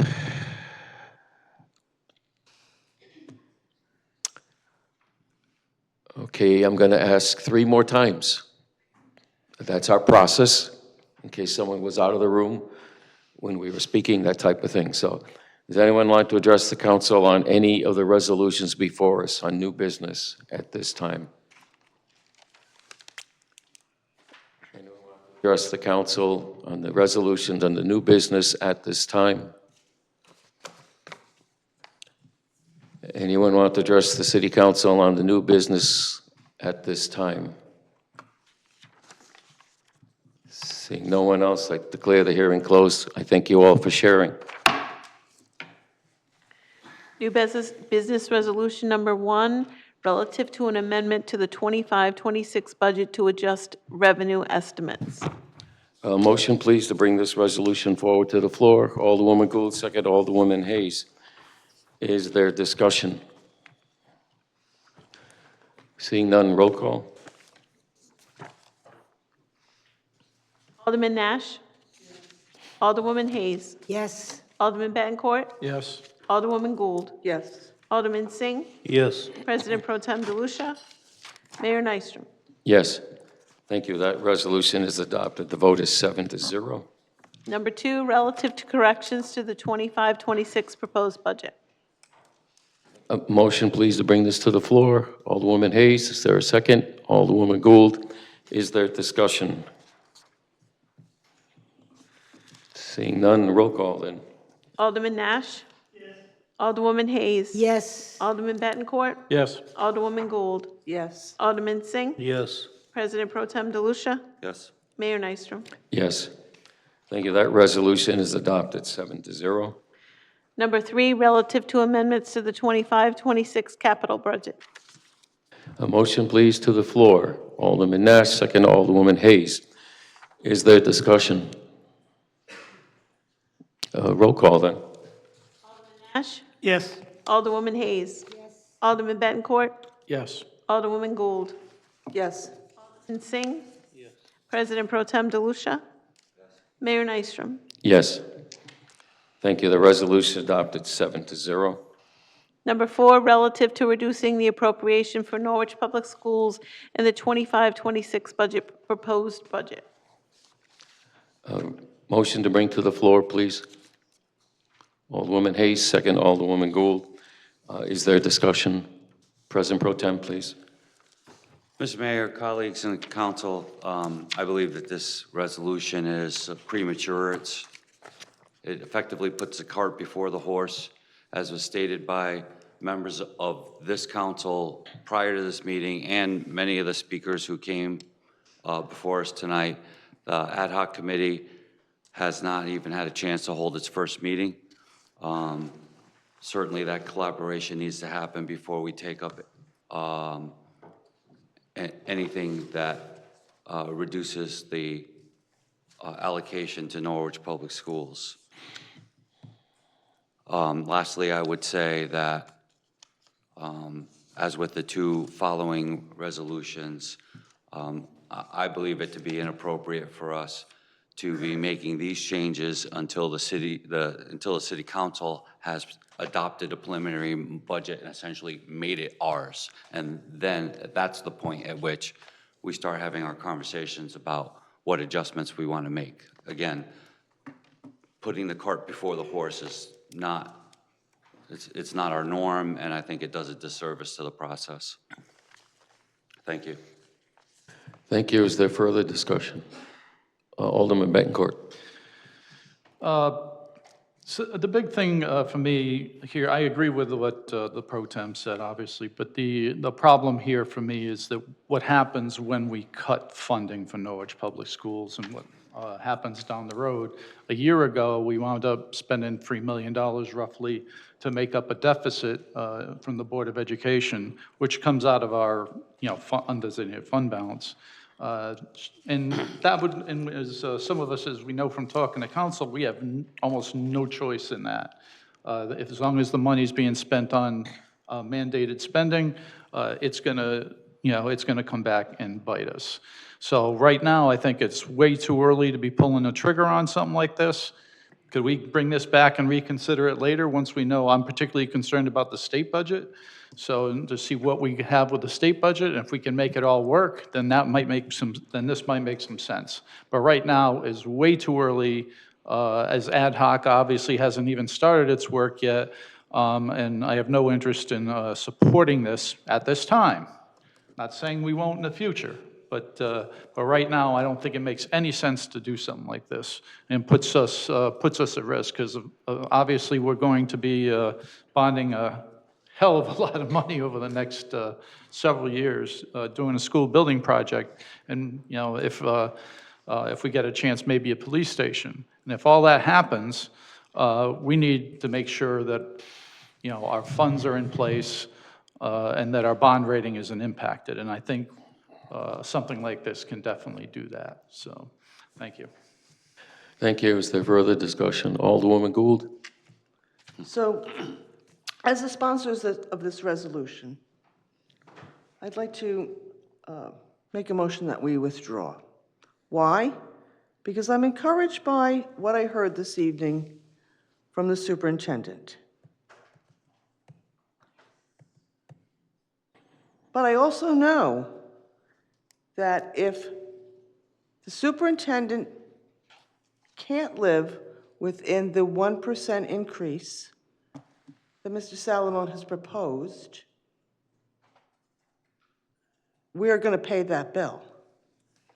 Now, the problem with having to pay that bill is it comes out of our unrestricted fund balance, which affects our bond rating.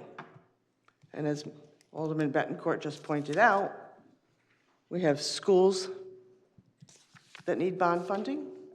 We have the possibility of a police station that may need bond funding. And if we don't have a strong unrestricted fund balance, our bond rating goes down, which means it costs more to borrow money to pay for these necessary projects. The ad hoc committee, which I sit on, will be meeting tomorrow. So I'm very encouraged by what I heard tonight from the members of the Board of Education. I want to hear more. So I'm making the motion to withdraw this resolution number 4 as a co-sponsor. I'll second. I do not believe a motion is necessary as long as the two sponsors are in agreement. I believe it is provided for in our rules of procedure. But before I agree to that, I want to repeat what I heard. I thought I heard our superintendent say they would live with the 1% increase as proposed. If I heard that wrong, I am ready to be corrected through further dialogue after tonight. I'd also point out, it's been mentioned that it's inappropriate for proposals to be made when we either adopt, occur, or change the city manager's budget. It is not only appropriate, it's required by charter. It says that we shall do that. Now, you can do nothing and take no action and simply adopt his budget, or members may propose. They have that right because they were elected. There's nothing inappropriate about this process tonight, for the record. The charter says that we shall do that. Having said that, for the record, I will agree with the sponsor to withdraw as the other sponsor. Consider it withdrawn at this time. Thank you.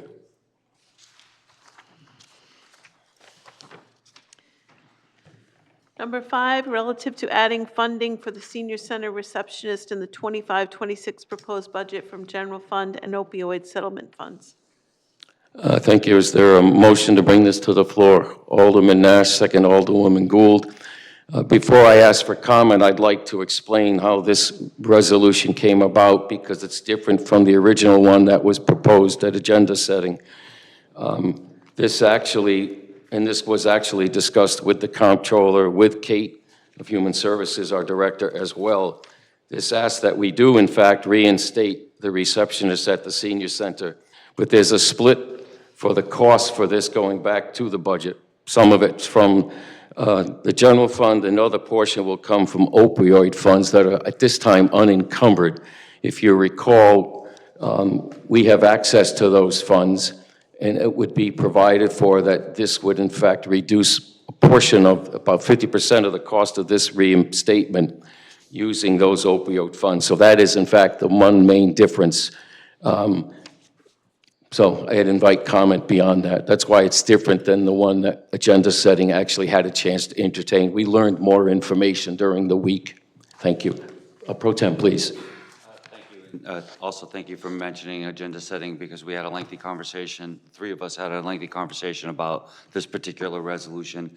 And at the time, a week ago, I was concerned that we were adding into a budget when we hadn't even preliminary adopted it yet. But now that I see that it's being funded through the opioid settlement funds, my concerns from a week ago essentially have been addressed. So thank you. So I intend to support. Thank you. Thank you, sir. Is there further discussion? Alderwoman Hayes. So I'd like to ask, I went back to our meeting where we approved the opioid funds. Where was it in that meeting that we had unexpended funds? Where was that information ever discussed, ever divulged? At this point, I would request that Kate Mildy step forward from the Human Services. She could best answer that question. She and I did not discuss that in those terms. She discussed the fact that there were unencumbered funds available. Over here by Josh. May I? I was just going to say he's probably best suited to answer the question, actually. We work together on allocating those funds, but he would have an exact number on what's actually available right now for us. With permission, Alderwoman Hayes, Sure. Comptroller? Yes, Thank you. Yes. With the resolution that was passed in April, not all of the available funds were appropriated, knowing that there's a finite amount of opioid settlement funds that we'll be receiving over the next several years. Received a lot more upfront and then smaller payments as the years go on. So the intent was not to spend all of them all at once, but there is enough funding to support paying for half of the wages and fringe benefits for this position for next fiscal year. And that's what we discussed with Kate. You said, You still have the floor, please. Yes, so, but my question still isn't being answered. Was it ever disclosed to us that there was additional opioid funding that was not allocated? Yeah, it was in the body of the resolution. Okay, so in total, how much is left in the unspent? Let's see. I believe it's about $260,000 as of today. For next fiscal year? So it's a fund, so the only thing that opioid settlement funds can be spent for is activities related to, mitigating the opioid crisis. So we receive these settlement funds as the settlement administrators release them and they get allocated to all the towns and cities in the state of Connecticut and, across the United States. The process has been the council considers a proposal to spend the funds for the following fiscal year in April with that resolution that was presented before you last month. And this just makes an amendment to add this half a position from those funds for next year. So was consideration given, and maybe this is to the city manager, because I'm frustrated, if you can't tell right now, was consideration given to fund the coach, the in rec, the rugby coach, which is a opioid preventive, youth violence preventive, it can be opioid preventive as well. Kate, do you think there's a connection there? I agree. I think there could be a connection there. I appreciate you asking that question. Josh and I have had a lot of conversations about prudent spending of opioid settlement dollars. And of course, from the social services side, I say if we have the money, the need is there, let's get it out in the community. But I think Josh, he does his role extremely well in being prudent and fiscally responsible and making sure that we spend every cent on something we can answer for. So we've worked out a process that when we see a need arise, we put the question to you guys and certainly give that ultimate decision-making up to you. Again, there is money to be spent if you think we can tap into that for this. I happen to be a member of the Governor's Opioid Settlement Advisory Committee, and most of the money right now is going to harm reduction. There is about 27% of the state opioid settlement dollars that's going to prevention, and I agree that certainly social, emotional, and recreation program coordination falls into the prevention category. So that's something worth considering.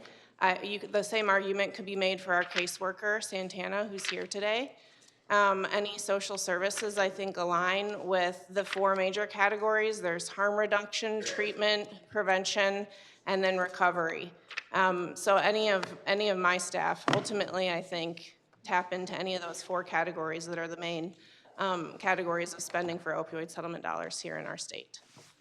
And that's, what I will summarize is that's my frustration, is that that's not, information is not being given to us prior to asking us to vote on a resolution that has been crafted up to save one position, and there's several positions in the original, in the city manager's budget that actually could benefit, and you're asking us to take portion of that funds to fund just one without looking at the entire picture.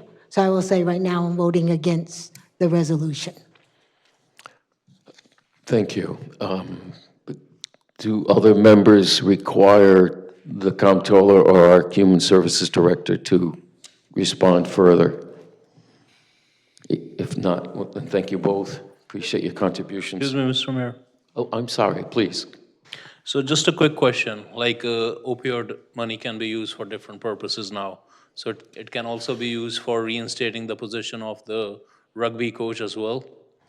Yeah, I think that would be an allowable expense, excuse me, because I think it's a misnomer to call Jake a rugby coach. While he is a rugby coach, he's also involved in overall recreational programming.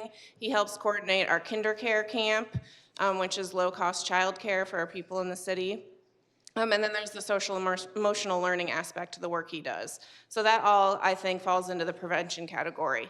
If we're talking about Santana, I'd say that's more recovery, treatment, and harm reduction, which is about 75% of where the money is being spent in the state right now for opioid settlement dollars. And if we have enough, then we can also use 100% of it. Why to use then 50% of the general funds?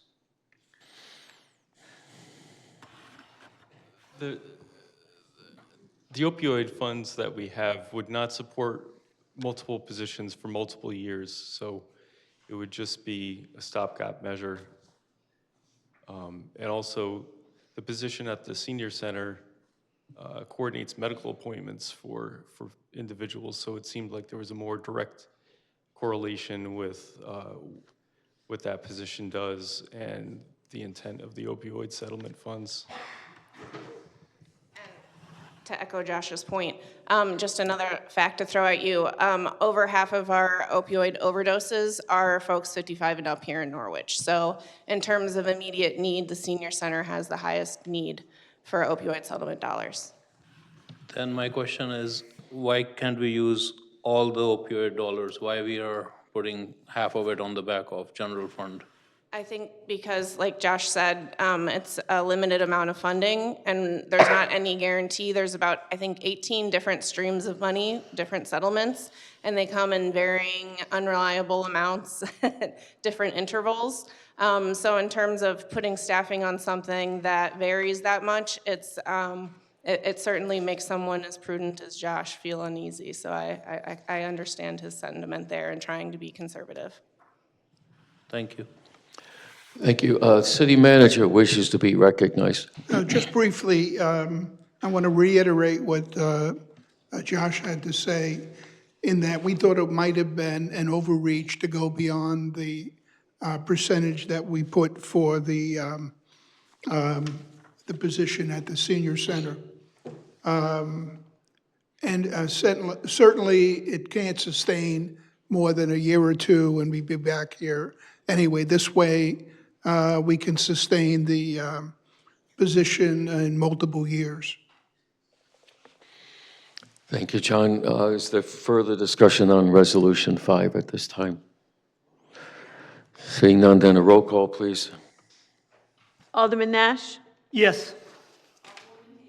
No. Alderman Betancourt? Yes. Alderwoman Gould? Yes. Alderman Singh? Yes.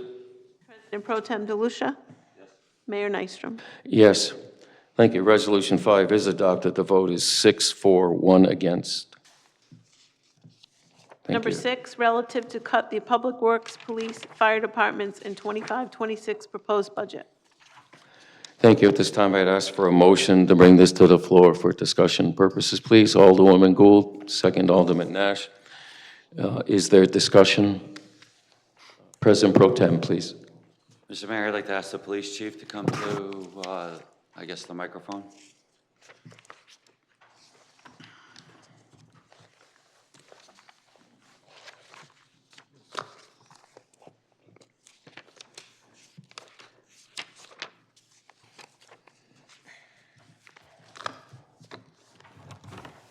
Chief. Hello, sir. So I know that we both know, and most of the people in this room know, but just in general, right, this is different with regard to your staffing than what we have done in the past, where we left positions in the budget, but we left them vacant because in many cases, we can't find enough recruits to fill the open positions, but we still have to fund them when we do that. In this case, we're cutting we're actually reducing your staffing by these 5 FTEs. Yes, your point is accurate, and speaking with other council members, going back to our budget meeting, already the cuts that were already proposed by the city manager leaves us at a lesser budget than we have this year. So we're already sustained a substantial cut, which we talked about is reduction of 1 officer per shift, 365 every day, and several supervisor positions. If these cuts were to go through while they sound like it's vacant positions, what it really becomes, it would be another 317 days of 2 officers not being on the street. 3 times a day, 3 shifts a day. So for just about probably 60 to 70% of next year, we would be down 2 officers. And what's the impact of that? That's real world impact. That's 2 officers less on the street right now.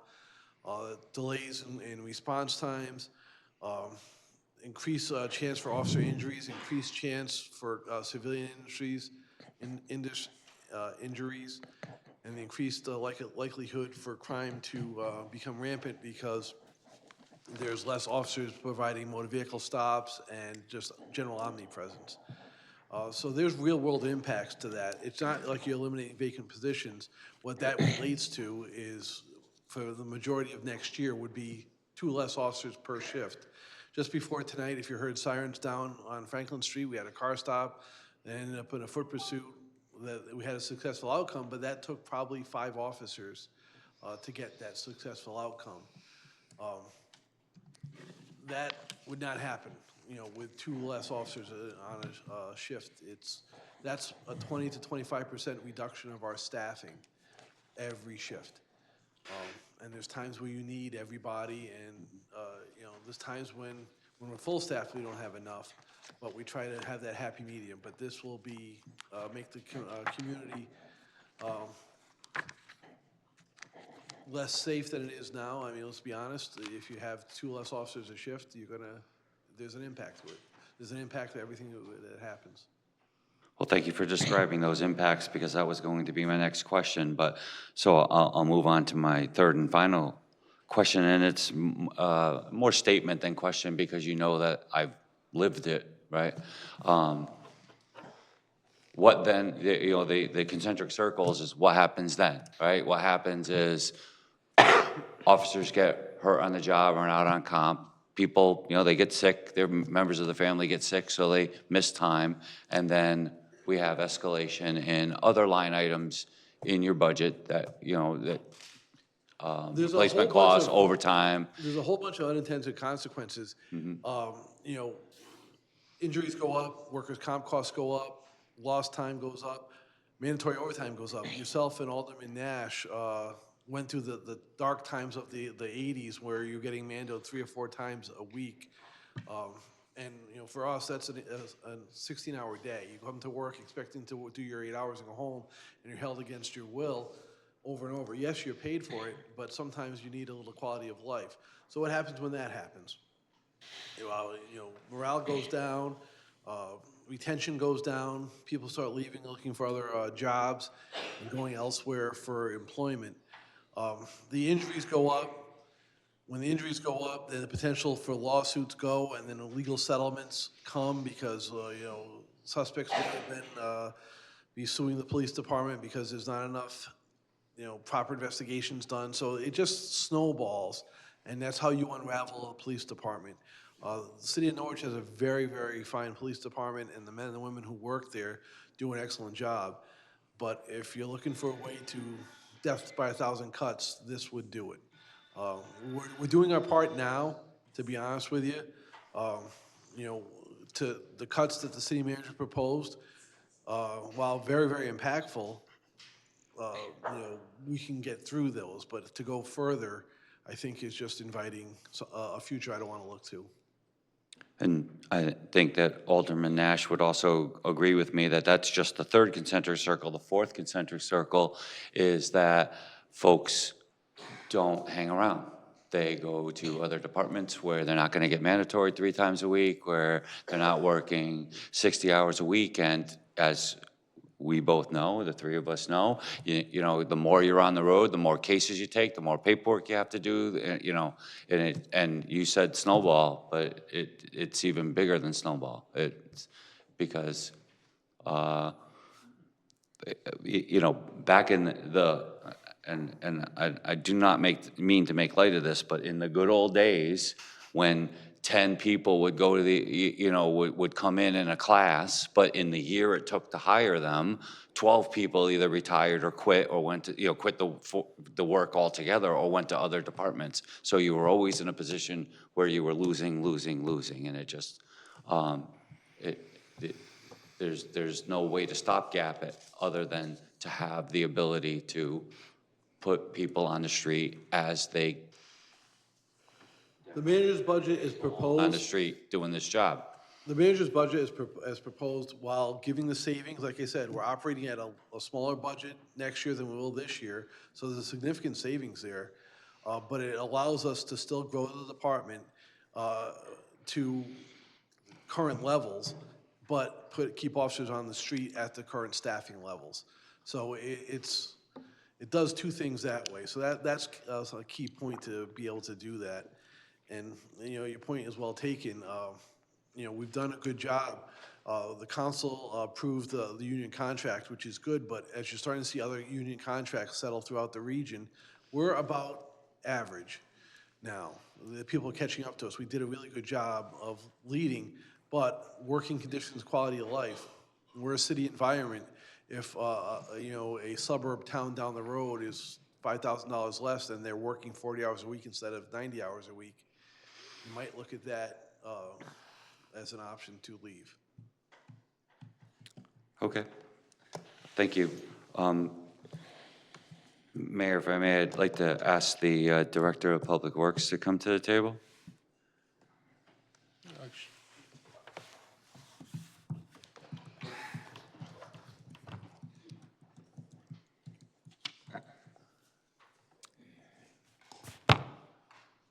Hi, Brian, thank you for being here tonight. Cut 3 vacant labor positions. I would imagine that you had intended to fill these positions at some point during the year? Yes, as soon as. If they're not cut. As soon as the budget would have been approved, yeah. So if you were able to fill them, versus not have them at all, have them cut from your budget, what impacts on the residents and on the city would that have through your department? The Streets Division has 4 crews right now, as it's set up with a paving crew, a tree crew, a masonry crew, and a parks crew. Currently, there's a vacant laborer for each one of those crews. With the 3 new hires in the city manager's proposed budget, we'd be able to fill those vacancies and not remove people from catch basin cleaning, roadside mowing, and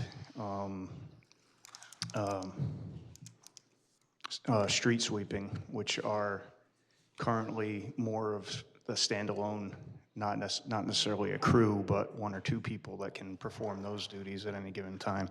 So we would need to take people off of those services and keep the crews full to keep the amount of work that they have to do full. That's during the summertime and the fall and all that.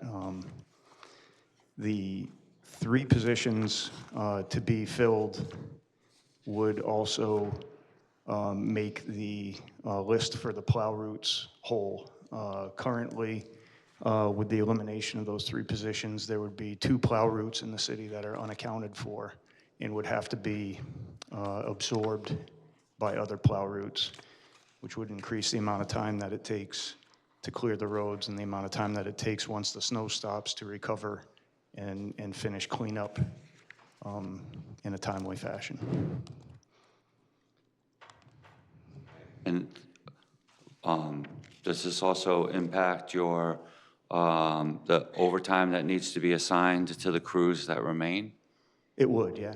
There would, well, again, like we've said before, and I said in our original budget hearing, I don't have a crystal ball. I don't know how many snowstorms we're going to get, what duration there are, but it would require additional time for the plow, the remaining drivers to make up for the missing people. Okay. Thank you.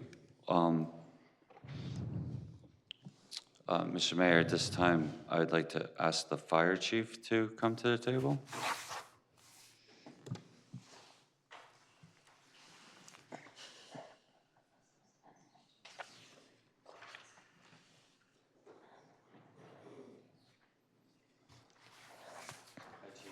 For being here tonight. Pleasure. Good evening, everybody.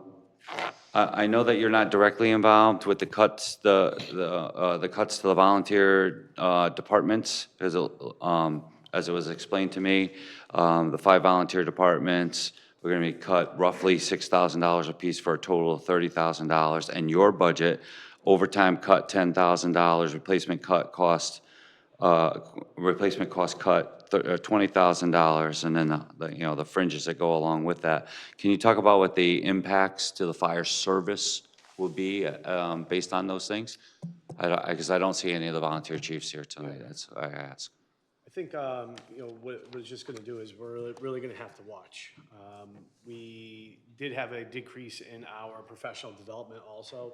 I talked with, the city manager and Josh about, projections, and I kind of went through, being my first year here, I went and looked at overtime in places that, maybe we could tighten the proverbial belt a little bit, and a lot of it is contractual, that, we end up, having this overtime. There's not a lot of wasteful spending that I could see in a 2-year look back, but some of it is also education. I do believe in professional development, and that would be one area. If the professional development has been cut a little bit, we're also going to maybe save on some of that overtime. That may decrease that impact. Replacement pay, that's contractual. I think that we're hoping that we're going to be able to make budget on that, but as people get hurt, more fires, more calls, replacement pay has almost been a constant for us. So it's something that I consistently look at, but it's not really something that's easily changed. So, and not that this has anything to do with your response, but in the spirit of full transparency for everybody here and everybody can hear my voice, I was in fact the one who asked for the $30,000 in cuts to the volunteer department line items, only because I felt that if you were cutting your budget $30,000, that the entire fire service should share that, it should share the pain, right? So in the interest of parity and equity, so I did ask for that, and I am interested in what those impacts will be, even though that is something that I requested to have happen. Thank you very much for your answer, Chief. Mr. Mayor, I'll close with this. I just really have one more thing to say. I just feel that at this point, I know that you felt a little bit slighted by what I said a little bit earlier. That's not the way I intended it. However, I will say that it is still premature for us to be looking at these level of cuts. And when we look at Josh's memo, the comptroller's memo, and we see what the impacts are, and the impacts are on the mill rate are minor compared to the impacts on the operation of what we've got going on in the city. And with the biggest piece of our budget, 62+%, being the school board, and that having so many open question marks right now, not the least of which is the state budget, not the least of, second only to what the ad hoc committee is going to discuss, and the things that we might find. I just think it is too soon to be entertaining these level of cuts, given the fact that their benefit is small and their negative impacts are comparatively so much greater. And with that, I'll yield the floor, and I thank you for the time. Thank you, sir. Is there further discussion? Alderwoman Gould. I'll start with Chief Wilson while he's here before I ask Chief Daly to come back. The cuts for the CCD, the $10,000 in overtime and the $20,000 in replacement costs and the fringe benefits. If you had overtime and had replacement costs, we'd still have to pay. Isn't that correct? Sorry, I don't understand your question that you're asking me. If we cut your overtime budget by $10,000 and you had to fill that overtime, the city would have to pay. Yes. Okay. If we cut your replacement cost by $20,000 and you had to have replacement firefighters, we'd have to pay. Yes. Okay. Most likely, we would also look to shift the monies from someplace else inside the budget first, so it's kind of robbing Peter to pay Paul. Ultimately, we have a responsibility to meet our contractual obligations and pay the firefighters who've come to work. Correct. Okay. So, but if we cut $30,000 from the volunteers, now we're cutting into we're not cutting into their pay. We're cutting into their utilities, uniforms, training, all of the other line items that have nothing to do with pay.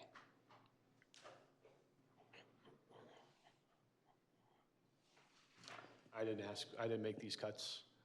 No, I know you didn't. I'm not saying that you did. But if we cut the volunteers $30,000, we're not cutting their pay. We're cutting deep into their budget. A $30,000 cut to the CCD budget is like 0.3%. A $30,000 cut to the volunteers is over a 4% cut. And we're cutting into their line items for training or utilities so it's really not apples to oranges, cutting $30,000 from the CCD for the paid firefighters versus the volunteer department. So that's the first thing I want to say. And thank you. Chief Daley.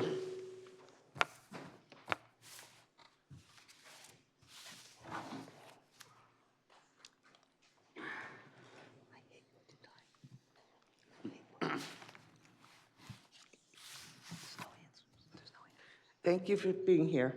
When we had our budget hearings, you were down 11 officers. Is that still the case? Yes. Okay. So do you expect to hire 7 officers in the coming year? If we were to hire 3 academy session, we could hire 12. It all depends on the number of officers through the door. I was talking to the mayor earlier. If we don't fill those vacancies, we do budget transfers and from the employee account to the replacement account, so we can still keep staffing levels on the street at the levels they are today. So although we may not be able to hire 11, those, if we do, fine, we're in a much better place and the police department's not falling apart. But if we're not, then we're able to at least provide the level of service we're providing today. So if we're down 11 officers right now, how many Mandos do your officers have this week? This week, probably 4 over the weekend, 4 or 5 over the weekend. I don't think any today yet, but it varies. I don't have the number. But there's mandatory overtime because you're down 11 officers. Yes. Okay.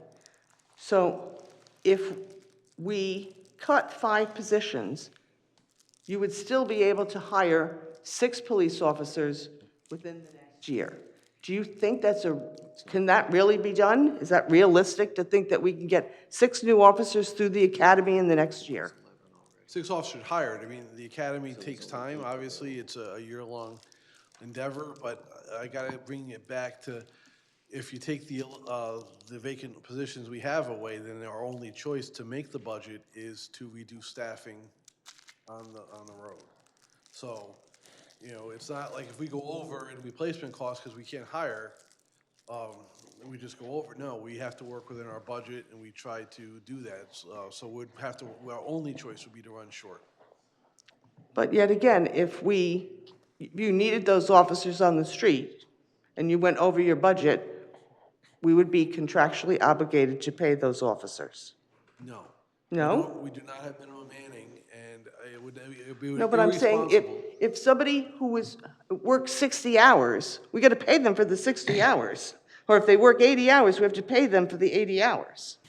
If they work, but if there's a situation that would require us to, I can't plan to break the budget. I can't plan to do that. That would be against all management practices and probably in the city charter language or my oath against the thing. I'm given a budget, and my job is to intend to make it.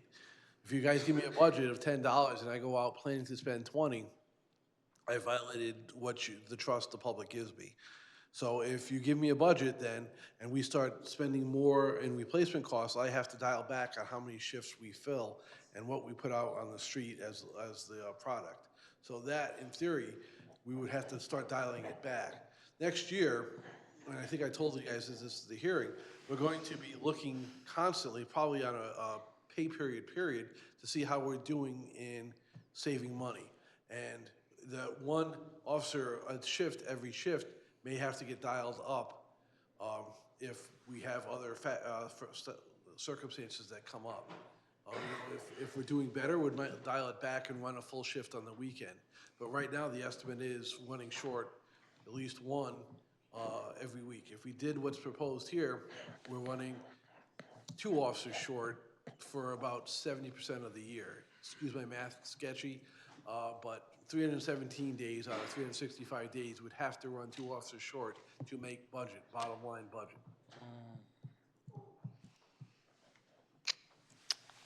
Thank you. Members, other questions at this time of the chief? While he's here, Alderman Singh. Thank you, Mr. Mayor. Just a quick question, Chief. So how many budget cycle it has been that we had vacant positions over 5? How many budget cycles? It comes and goes. I mean, I've been there 33 years, so I've seen budgets where we're 6, 8, 9, 10. When I got hired, to be honest with you, we were down 10. When I got hired, I went to the academy with 10 officers in one class. So it's nothing we are facing now hasn't happened before. And then one of the reasons we were down 10 officers was on the tail end of the good old days that Alderman Denanishia and Nash were talking about is, a lot of that, we burned a lot of people out and they left. So we had 10 vacancies. But I was hired, like I said, I was hired with a group of 10. It can be done. Not easily. In fairness to Alderman Gold, it's not easy to do it, but if you don't have the money to shift to put the officers on the street, then you don't put officers on the street and you run short. So technically, tell me if that's correct. 85 officers, that's what we are accounting for? Yes. In the budget, right? So basically, the money associated with 85 officers, this is what you need to kind of operate the safety of the people, right?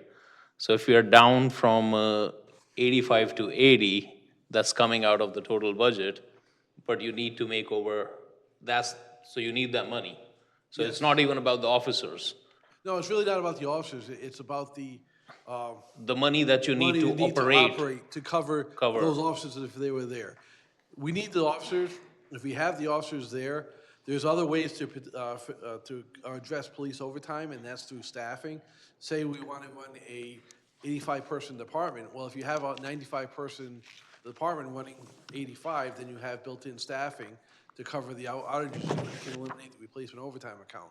There's been years our replacement overtime account has been very, very high.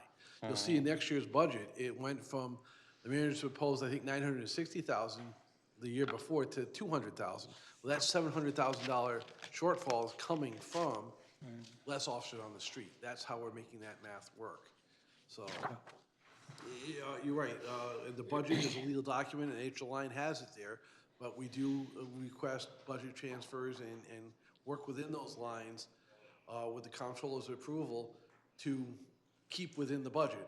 I've gone over the budget once, for a multitude of reasons, and then Alderwoman Philbrick lit me up, and I'm never going to do that again.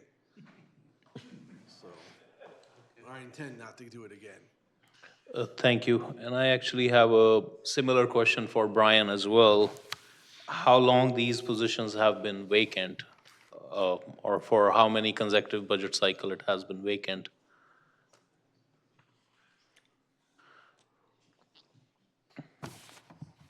Yeah. The current vacancies date back to the middle of the winter. I believe we lost the first person in December, and then we had a retirement, and we lost 2 that were hired elsewhere. Okay. But it's probably been 6 months at this point that these positions. So we made it through the winter with what we had. The way that the plow routes are set up, there's typically, if we're at full force, the 4 positions total that are open right now allow for 2 extra people that can help out in an extra plow truck and assist. If we have no one out sick, no one hurt, nothing, and we're at full force with the proposed additional 3 spots, then, like I said before, would be down 2. And you don't have issue like we have issue with police department to find people, apply for jobs, No. or get into these jobs? Nope, they're usually pretty easy to fill. The only obstacle is, it does take a certain amount of time for them to get their CDLs. Sometimes we get lucky and we hire a laborer to a labor position that already has a CDL, and that helps because they're ready to hop in a big truck and do what they need to do. But we do train new employees for their CDL license. So to summarize it, you need people to get the services done, and you have no issue finding people to provide the services that you need, We right? haven't in the past, no. But PD needs money to sustain these positions because they need those dollar amounts to serve the people. That's technically the conclusion of this, why these positions are needed to perform the duties, But thank you so much. Yep. Thank you. Is there further discussion at this time? I'm going to start by pointing out that I will ask for a motion, or not a motion, but a request to divide a question, the cuts on the volunteer fire departments. I would ask that be a separate vote. And I think our past practice is you don't need a second or a vote on that. That's always in order, I believe. Corporate counsel agrees. Look, nobody wants to cut police positions or the public works, but here we are falling over ourselves talking about vacant positions. What are we going to do when we're talking about laying people off and taking their jobs away, which this budget does do a little bit? But we can't even have a discussion about vacant positions? Are you kidding me? The tax burden in this city is excessive. We forget the public hearing, the outpouring of people asking for relief. None of these are pleasant choices. But you can't have a discussion about it? Or you're told you shouldn't do that now? Because an advisory committee hasn't had their chance to meet?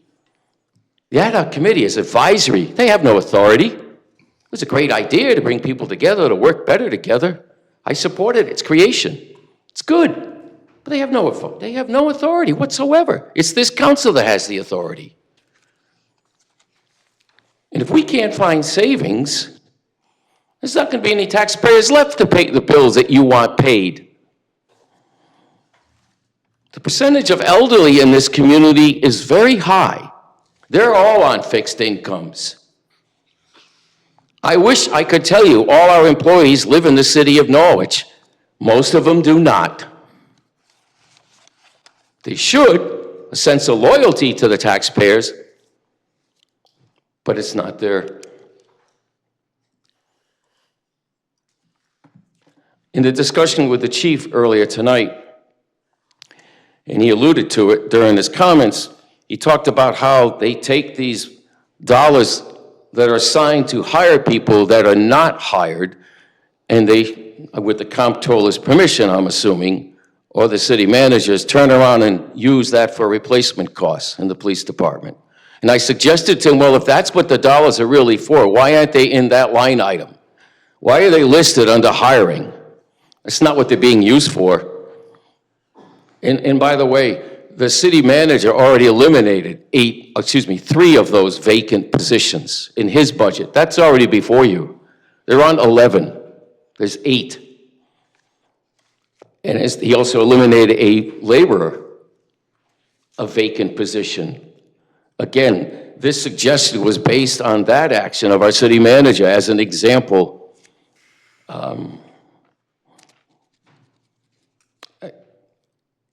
All told, this is about $1.7 million in savings. Someone said that didn't add up to anything. Yes, it does. It's almost $750,000. That's significant. But we're told not to talk about it. Who's going to be left to pay the bills in this city? I mean, I'm not going to go outside the discussion of this resolution. I almost did. I stopped myself. You don't want to have a discussion about vacant positions? What are you going to do when we have to eliminate positions filled? That's a real hard choice. One that I do not relish or want, but we're at that point. We're $5 million in less revenue than last year. $5 million hole. Not through anything that we did or someone did wrong. Changes in Hartford. No one in Hartford willing to fight for restoration of funds for car assessment reimbursements, because that's what happened. That's a $2.9 million loss, by the way. With that loss, we lose payment in lieu of tax payments, too, for state-owned properties, because their formulas are very much the same. If you're losing one, you're losing both.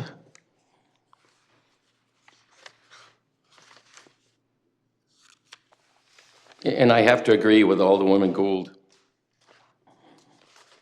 The cuts to the volunteer impacts their operations. Cuts here at Central won't impact anything. You work, you get paid, including overtime. It'll just come in at the end of the budget, that's all. So it's not really a true cut. It's not a true reflection. Goods and services that keep a volunteer department running, they're not the same as salary and benefits. Remember, they do it for free. They're not the same. They shouldn't be treated as such. All right, I think probably everybody's ready to vote on this. Again, I'd be asking for a vote on everything except the volunteer fire department line item at this time. Everyone okay with that moving forward at this point? So you're making a motion to divide the question? A motion isn't needed. It's always in order for division. By our rules. It is by our rules, yes. Thank you, Alderman Bencourt. Yeah, well, I'm glad I repeated it because I talked too long. It's easy to miss that point.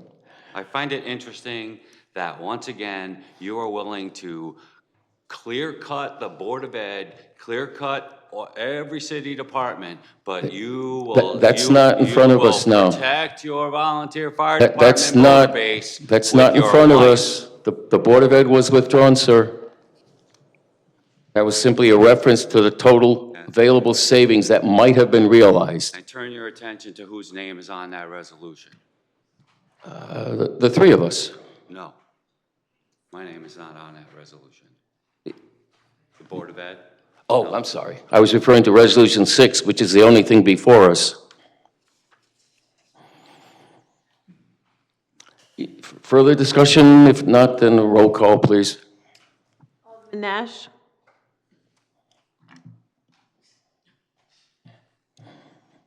No. Alderwoman Hayes? No.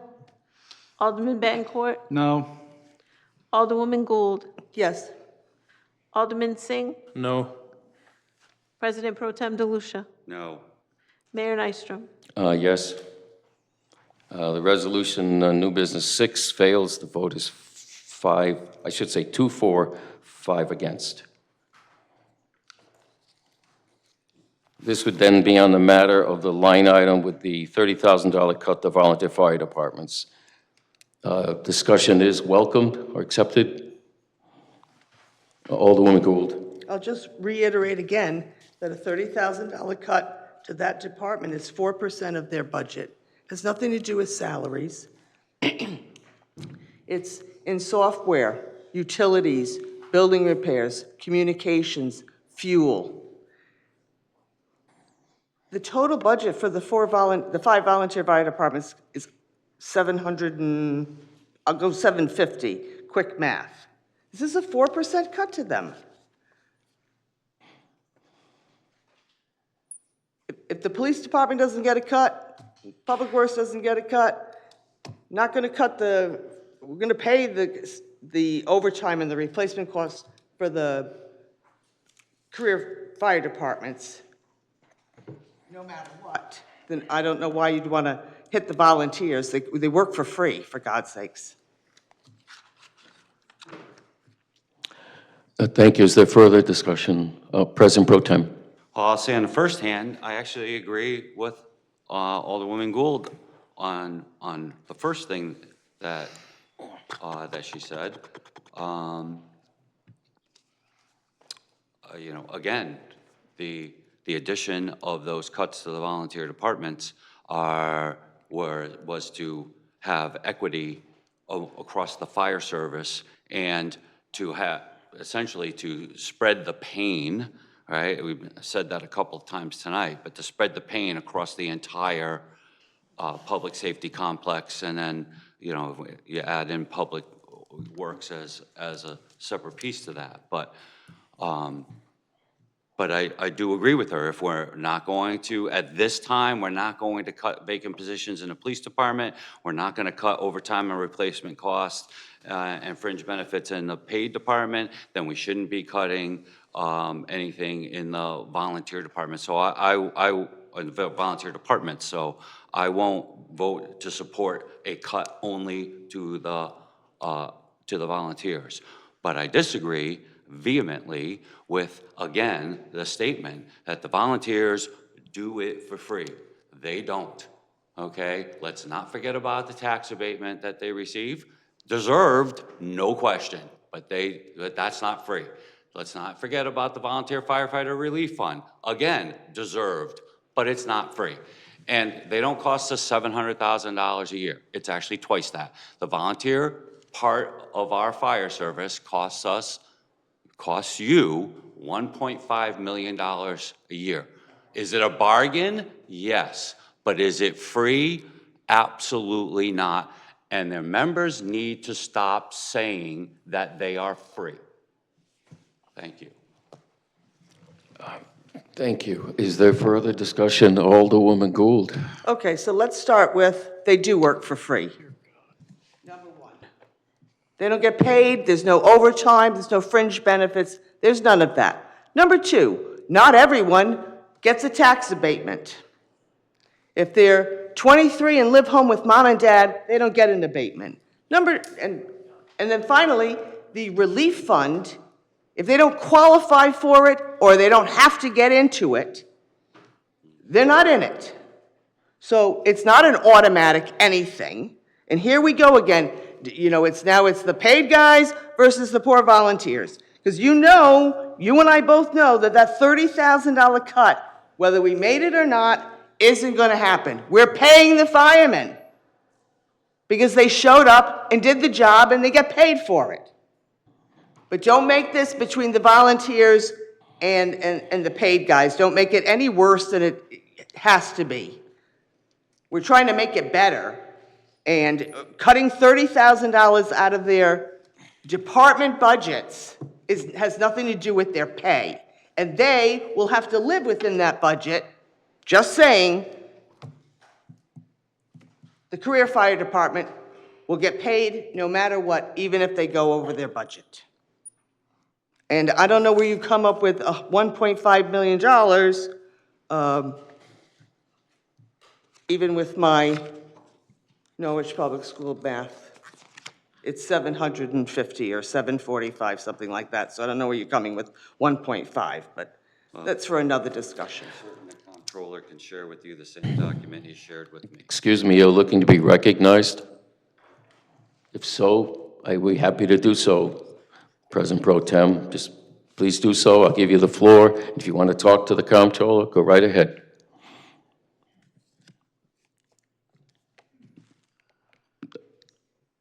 You're all set. Okay, thank you. Is there further discussion at this time? Roll call, please. Alderman Nash? No. Alderwoman Hayes? No. Alderman Bettencourt? No. Alderwoman Gould? Alderman Singh? No. President Pro Tem DeLucia? Mayor Nystrom? No. The motion fails. Vote is 0-4-7 against. Number 7, relative to tentative adoption of the preliminary budget of fiscal year 25-26. Thank you. At this time, I would ask for a motion for the tentative adoption of this preliminary budget as amended based on one previous action this evening. Is there such a motion? Bettencourt, please, and Alderwoman Hayes. Is there further discussion? Alderman Bettencourt. I just wanted to say that, let's face it, that we're going to have to bring some of this back on the table once we have a better idea what the state's doing. I just believe some of this stuff was premature today, and I'm not going to have a problem talking about any of it. You know, we're going to need to talk about some of it, but right now, at this point, it's a no. So, but obviously, I'll support the resolution. Thank you, sir. Is there further discussion? Alderman Nash. We're going to have to come with cuts. We're going to have to figure it out because, like, you know, we're going to keep Dodge Stadium, maybe yes, no, who knows what's going to happen there. But here's the problem, too, that's going to cost us money. We already had a reevaluation that, in many cases, literally bankrupt some of our citizens. I'm not saying physically bankrupt them, but their taxes went up crazy and they're struggling. We've heard tonight people saying that they got to keep cutting their personal budgets, and yet we're just going to saddle them with another tax increase. And I can't do that to these people. They voted for me to be a steward and to try to make a decision. And it's been rough every budget cycle. I think I've only voted for 2 budgets in the time I've sat here, and both of those 2 budgets did not raise the taxes. And I'm hoping that we can come up as a council, a group of people here. And listen, we all live in this city. We're all neighbors with each other. We see each other out. This is not something that's not going to touch us as well. So I know that we're going to fight up here, and we're not going to agree with each other, and we're going to be called all kinds of names by certain people because they don't agree with what's happening or what they believe is happening or what they think is happening or what they don't see is happening. But we're trying our best up here, and you're right, some of these cuts are going to come back, and we're going to vote differently on them at that time. So, and Joe, or Alderman DeLucia, I agree that pain should be equally spread, but equally spread it. A $30,000 cut to the paid department is not the same as a $30,000 cut to the volunteers. If you want to do percentage-wise, then if you're going to cut the paid a certain percentage, then if you want to do it to the volunteers, which I have no problem supporting, make it an equal percentage. That's all. Thank you. Thank you. Is there further discussion at this time? Alderwoman Hayes, please. So my point is, because originally I was not going, depending on the what was adopted in 4, 5, and 6 would have determined how I voted in number 7.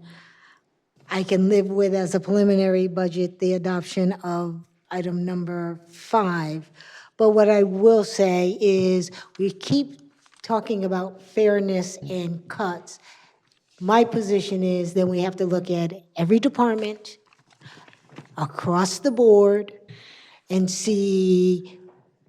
allocate cuts fairly, and not just keep picking on the same departments year after year after year and having this fight.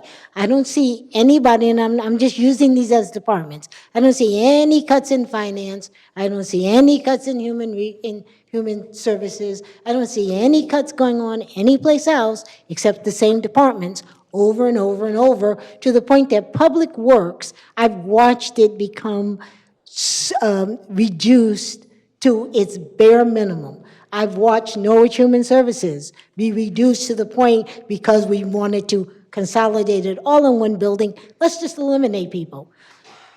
I get it, Josh, the fiscal conservative responsibility. But at some point in time in this city, fairness needs to be fair. Okay, I get it that we don't want to increase, or we may need to do a minimal increase on the taxes. I get it, people are hurting. I get it, I hear it every day, how much people are losing in their IRA accounts, in that they can't afford to retire. Has nothing to do with the taxes right now. It has to do with the money that they had planned on being there. I get people are hurting.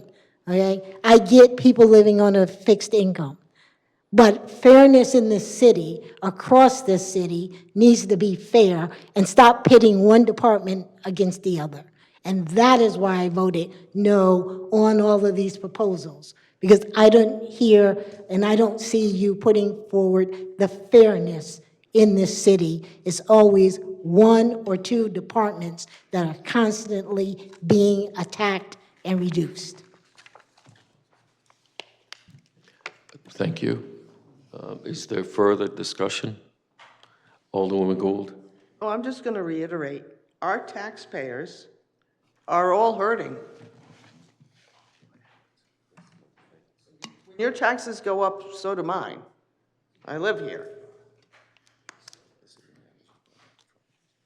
But they want cuts. We're going to have to make some cuts somewhere.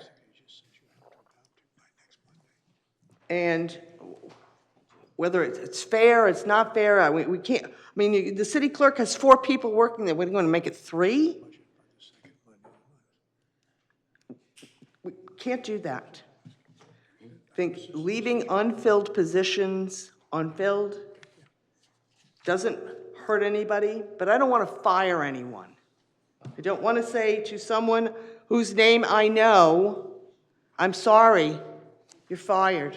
Thank you very much for your dedicated service to the city, but we can't afford you anymore. And that's what's going to end up happening. And that's really keeps me awake at night. You know, youth and family services. Yeah, I know, we went from 4 to 3. From human services from 4.5 to 4. Somewhere we're going to have to make these cuts because the people are demanding it. Because if we don't make the cuts, there won't be anybody live here to go to the city clerk's office who will need the police department, who will care if the streets are plowed. Because there won't be any taxpayers left. That's all I have to say about that for now. Thank you. Is there further discussion? Alderman Singh? Thank you very much, Mr. Mayor. So yeah, I think this is our first adoption for the budget, which is very much needed, so the city council can adopt it and work on it. But cuts is one thing, but I won't do the shell game that has been happening to make the cuts and then come next year and take it from undesignated fund balance. Thank you. Is there further discussion? Corporate counsel, and he and I have been briefly discussing a legal aspect, and I apologize for that because you weren't all hearing that.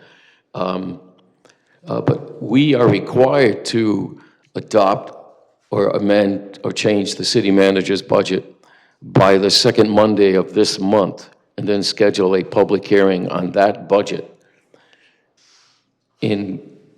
I don't read tea leaves, but based on comments right now, I'm not sure that's going to happen. There might even be a vote of 3 for the budget as amended and 4 against. And I asked him what that outcome created. That's what we were discussing. The charter requires that the council, by the second Monday in May, tentatively adopt a budget. It could be the city manager's budget as presented with no changes, or it could be a budget as you've worked your way through it tonight that's before you. But basically, that's what the charter requires.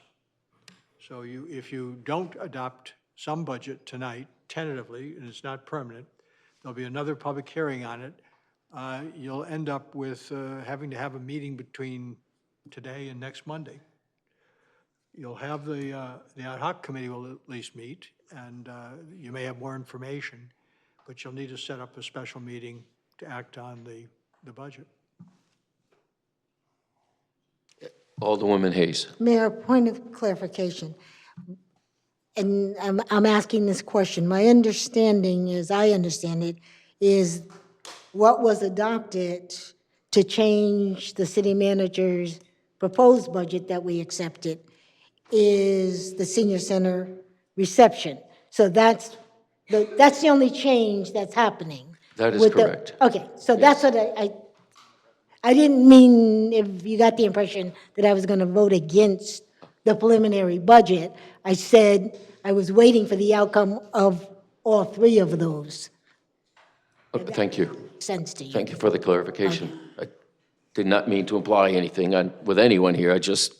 I'm listening and... Right, no, I just wanted for clarification. I plan on voting for the preliminary budget, including the change that was approved. Thank you. Is there further discussion? Well, question on that. Please, pro tem. Because even after we've, in the last 7 years, even after we have adopted a preliminary budget, we have made changes to the budget prior to the second meeting in June.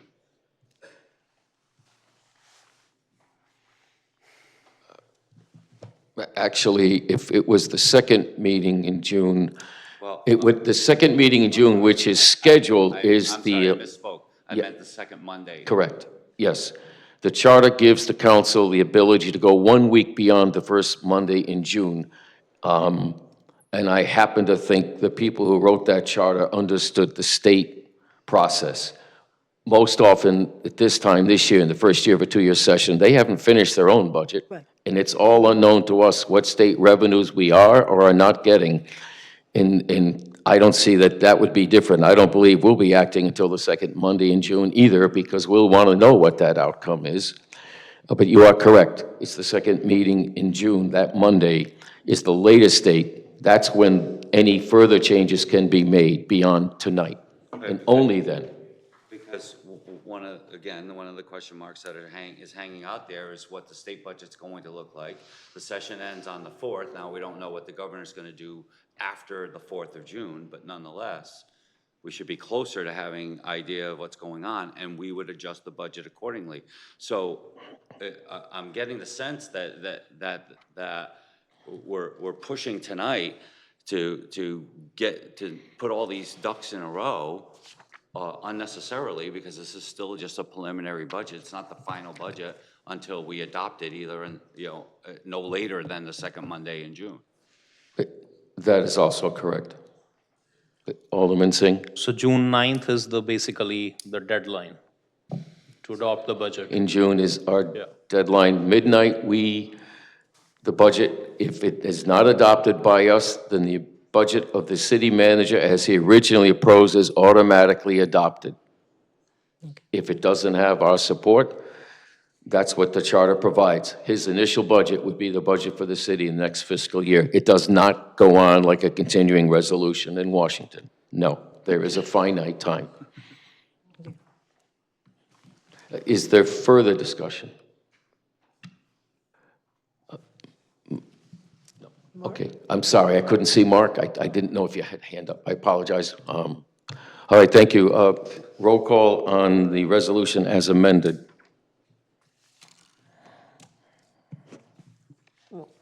Excuse me, I didn't hear what the amendment was. What amendment? This is on the budget as was amended to this point. Correct. Yeah, that's all. Didn't I say the So same just, thing? okay. I apologize. Yeah. Alderman Nash?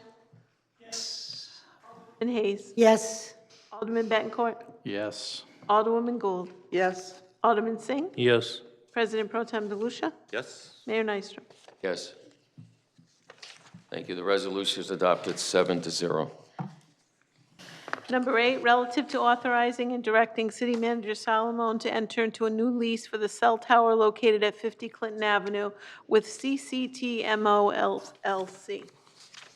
Motion, please, to bring this to the floor. Alderwoman Hayes, second. Alderwoman Gould. Is there discussion? Seeing none, roll call. Nash? Yes. Alderwoman Hayes? Yes. Alderman Betancourt? Yes. Alderwoman Gould? Yes. Alderman Singh? Yes. President Pro Tem DeLucia? Yes? Mayor Nystrom? Yes. Thank you. The resolution is adopted 7-0. Number 9, relative to the disposition of Dodd Stadium through use of commercial real estate broker. Thank you. Ask for a motion to bring this to the floor for discussion. Alderwoman Hayes, is there a second? Alderman Gould. Before I ask for discussion, if I be permitted, just a little background. This amendment, this resolution is not the resolution that was proposed previously.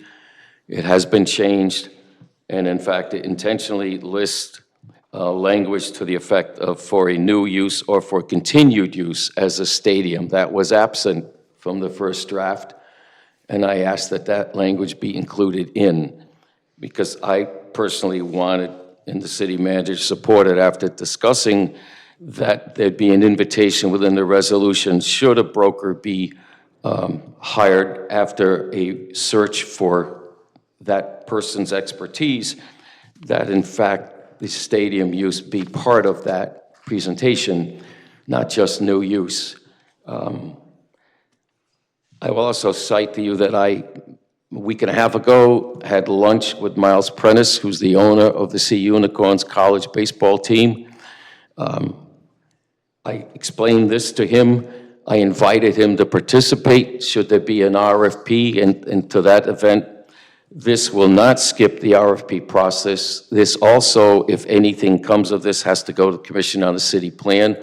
All those protections are being followed, considering it's a city's asset. But without this discussion and without this opportunity, whether it's through a broker, which we do not have the expertise to look at market share and those kinds of things, that's not what cities normally do. We would not have the opportunity to find if there are investors willing to invest private dollars to upgrade this stadium. And that's partly what this is about. It's not just to decide whether it continues as baseball or a different use. It's also to investigate whether or not there are private sector relationships that can be built so that they bring private dollars to cover the cost of repairs and upgrade. That is something that is necessary. This was truly brought upon us when Commissioner Manfred sold out minor league baseball those years ago and did in 42 cities and towns, including this city. We already had a 10-year new contract with the Tigers with 2 5-year extensions. Our intent was to keep it going for another 20 years. That was taken from us by the Commissioner of Major League Baseball. And I always wondered why he bothered to sign our new extension when 2 months later he pulled the rug out from under us. None of it made sense because they were having the same conversation at the same time. They just weren't telling us. So I don't want anyone leaving here thinking that we don't value the baseball program, the success the college team has had, 2 championships 2 years in a row. These kids play great, hard baseball. They do us proud. They work very hard. It's nice to see their families who are here with them because they're able to travel to these games. But there is a point in time when a city that is struggling with revenue for a balanced budget is struggling with debt service costs that are growing 14% this year, by the way, in this current budget. That's how much debt service went up. Because we're paying for our new schools, which the voters approved, they authorized us to build new schools, and we are going to do that. We are under severe budget constraints. To simply ignore that, let the stadium lease run till October, and it's the end of October because we acknowledge and recognize the wonderful outside programs that happen there, like how the Chamber of Commerce is when they hold the Healthy Living Festival, when they have the manufacturers come to Dodge Stadium. Last year, almost 1,000 high school students introduced to manufacturing on that site. I know firsthand the value of that stadium. I was in Hartford when the funding was approved for that, when it was built. So I share some of that responsibility going all the way back then. But this is only a first step. This talks about a broker being selected. There's no sale, there's nothing. And everything is public. If should it come back here, even the hiring of a broker, it has to come back here to this council. It's not going to happen any other way. It has to be public. It has to be vetted by the CCP, Commission on City Plan as well. And I've gone on too long, but I wanted you to have the background of this. Miles has been invited to participate. Will he? I don't know. But certainly, I hope he does. Members of council, please, Alderman Singh. Thank you very much, Mr. Mayor, for this understanding that everybody was seeking. I just want to thank you all for coming here, sharing your personal stories. That was very impactful, and I learned a lot. And I got many text messages, emails, so it does show that that Dodge Stadium is very impactful to our community. As you see, even in the resolution, it says, City of Norwich desires to transfer the title of the Dodge Stadium property to the tax-paying entity for new use or for continuous use of stadium. So my desire will be, if we can find a taxpayer entity and we can continue the use of stadium and we can even make it better. Some concerts can happen here. People go to casino, they can also use this place. But we have to make sure it's fiscally making sense as well.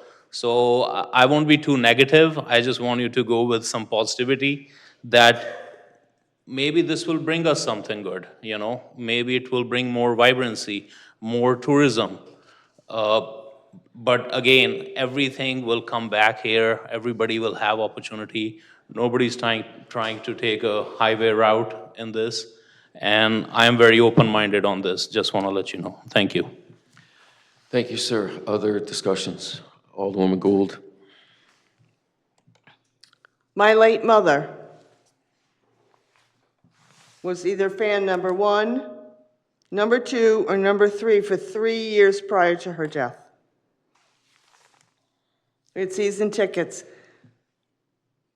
We hosted company parties there.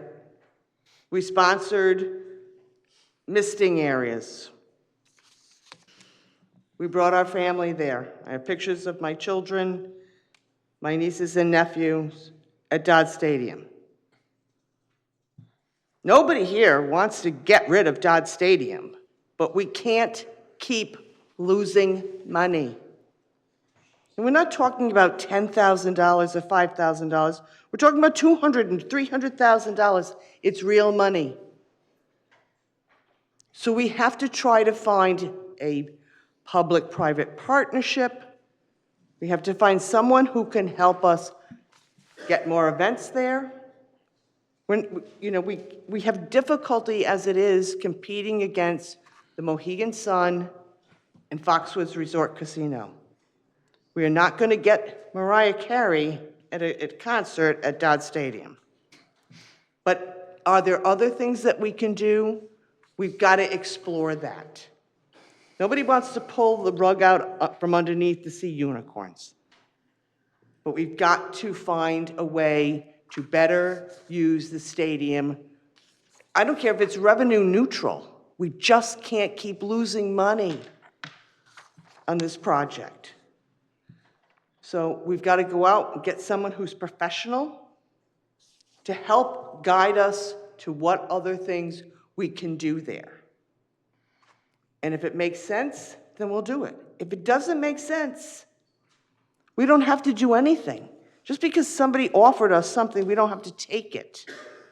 If we're going to sell it, we're going to let you know why we're going to sell it. The Commission on the City Plan has got to weigh in on it. So this is not a done deal. If we vote yes on this tonight, it's not a done deal. So don't give up hope, because I'm not. But we have to figure out a better way to manage Dodge Stadium. And as far as the baseball stadium authority, it was an authority that had no authority. And I think the folks that served on it got frustrated and said, if I have no authority, why am I going to a meeting? And that's why that commission sort of fell apart.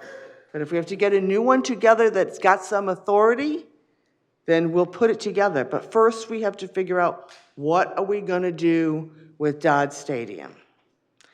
And because I believe that we have to figure out what we're going to do with it, I will support resolution number 9 tonight.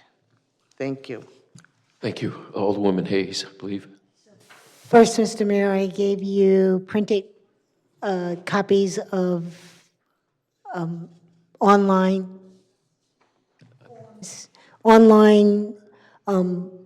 forms that were completed about Dodge Stadium, and I asked that they be entered into the record officially. Thank you, Alderwoman Hayes. Anyone who sent an email to us throughout this process Copies of them have been printed. A city clerk has them. They will be entered into as part of this public record as well. Even if you spoke tonight and you sent an email, that record will still be part of this written document from a historical perspective. Thank you for remembering to mention that. Thank you. And then I'm not going to have a long conversation. I agreed with the people who spoke this evening. I agreed with it before you spoke, that Dodge Stadium is an asset. I have watched us save other buildings in this town that we call an asset, and we have figured out how to make those revenue or how to help generate additional dollars, or at least not sell it or tear it down or whatever. So I will be voting no, because I believe we haven't explored all of our options and all the opportunities for us to look at how to make it a revenue generating, so it does not continue to cost taxpayer dollars. I will also say that I do not know the rationale behind 3 or 4 years ago as to why, when the ARPA funds were made available, why there wasn't any discussion about putting ARPA dollars to Dodge Stadium, as was done with other assets in the city. So I'll be voting no against this. Thank you. Is there further discussion? Alderman Bettencourt. All right, I did want to, I think we already have essentially acknowledged the emails that we all received from people in support of Dodge Stadium. I'm not sure they all, read the resolution or anything and had a good idea of what was in it, but I certainly appreciate the fact that, anyone that wants to reach out to us in that way does. It's good to hear from people regardless, but I probably can't remember getting as many emails about any one particular subject matter, I will tell you right now. So thank you, those of you that sent them. I'm going to tell you that I think I've sat up here and I've certainly been critical of Dodge Stadium in the past.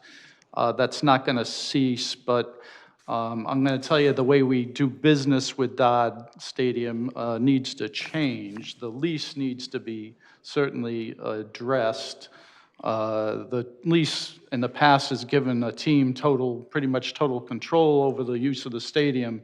That can't continue. I think in our case that if we did an RFP, I would be looking for an RFP for a stadium operator for things other than baseball. So that would be something I would be looking for in that respect. Those things, I think, would need to happen. I love baseball. I played baseball for a number of years. I played softball later on in many leagues and stuff. So I have an appreciation for the game, certainly. I enjoy, the times I've been to Dodge Stadium, but the fact of the matter is, and, the mayor and others have said this, that, let's face it, we're in a deficit, essentially. It costs us money on a yearly basis to run the stadium. Now, I had a similar issue with the rink, I will tell you. We wound up renegotiating with the help of Josh and Orla. We negotiated a lease for the rink. And that puts us in a much better financial position with that piece of that city asset. That needs to happen with DOT if we don't adopt this resolution. I'm going to say I think the lease runs through October. I want to hold off on this for a little bit at least. I would like to, if we can't come up with some kind of resolution where we're doing that. This was kind of surprised that I even saw this. Until the agenda came out, I didn't even know this was coming, so I didn't expect to have this discussion until the next meeting, but we're here having it. I don't think I'm going to support this right now. I have a hard time with this. I think we can do better. Thank you. Thank you. Is there further discussion? Alderman Nash. I'd like to agree with Alderman Bettencourt on some of the issues. I sat up here when the ice rink was going defunct, and we didn't support paying $20,000 a month for the chiller anymore. And I took great criticism from many people saying I was selling out the city. And lo and behold, it was a couple weeks later, we found an outside agency that has now, I feel, successfully turned the rink around and is doing a great job. I would like to see something similar happen to Dodd Stadium. I'm a great sports fan. Baseball's not necessarily my thing. I'm a football guy. I've coached nationally ranked teams and presently at the Coast Guard Academy now. And I don't want to see baseball leave the city of Norwich, but I would like to see the field used for multiple sports, maybe other issues. I think the flea market's an awesome idea. There's a huge parking lot, and you could do a lot out there. But there's other issues. I remember when Dodd Stadium first opened, they didn't let them do anything else up there. It was just baseball and baseball only. And I know that's changed over the years, but we are running in a hole. And we told the taxpayers that we would look after them. And I'm torn tonight with this because I'd like to see something happen like the skate rink. But at the same time, I hear everyone, and their passion for the baseball program up there. So I'm really torn that I don't know if we've done enough to put us in a better position than this resolution. So I don't know. I feel your pain. You, other discussion, comments, members?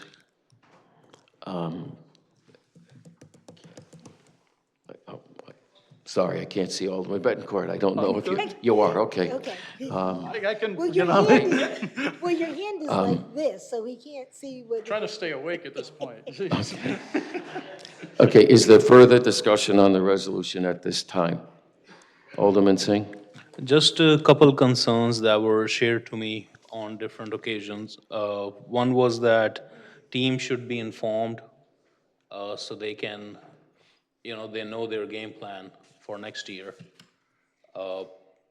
So, we need to make sure there's enough communication going on. That's number one. And number two is we should never leave this stadium alone. Then we are inviting many unwanted things if you abandon it. So I just want to make sure those things are considered to the core level. Thank you, even though it's very early to even talk about it, but yeah. Thank you. Is there further discussion? I would only respond to your last statement. This is the third-year option with the Sea Unicorns. The owner, Miles Prentice, was in fact the owner of the Tigers single-A affiliate. This wasn't contracted to be just what it is, the third-year option, and it was exercised by both parties. That's why baseball is going on this year. He has not been left out of the communications. He's been part of it, all of it, including this concept. If not this resolution, then I worry that decisions could be made not in the public eye.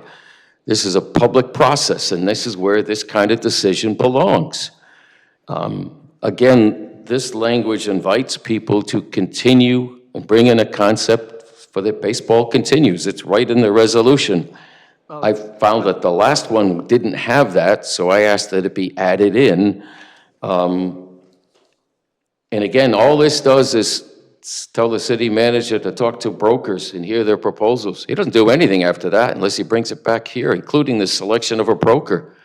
There's no final choice here. This is literally one small step to begin a discussion on how we save the stadium, how we pay to renovate it, and if we can save baseball, all the better. But our taxpayers don't have another $4 million to renovate this stadium, and those are the numbers we're looking at. Don't be thinking it's anything less than that. Its life use is extended. It's beyond 30 years. It needs a whole new roof, fire suppression system, the concrete is effacing, the HVAC has to be replaced. I mean, it has tremendous amenities, some of the minor league parks who are still affiliated AA don't have. They don't have indoor pitching areas. for the pitching staff. They don't have it. This stadium has top of the line. It's just old and tired. The question is how we pay to keep it going.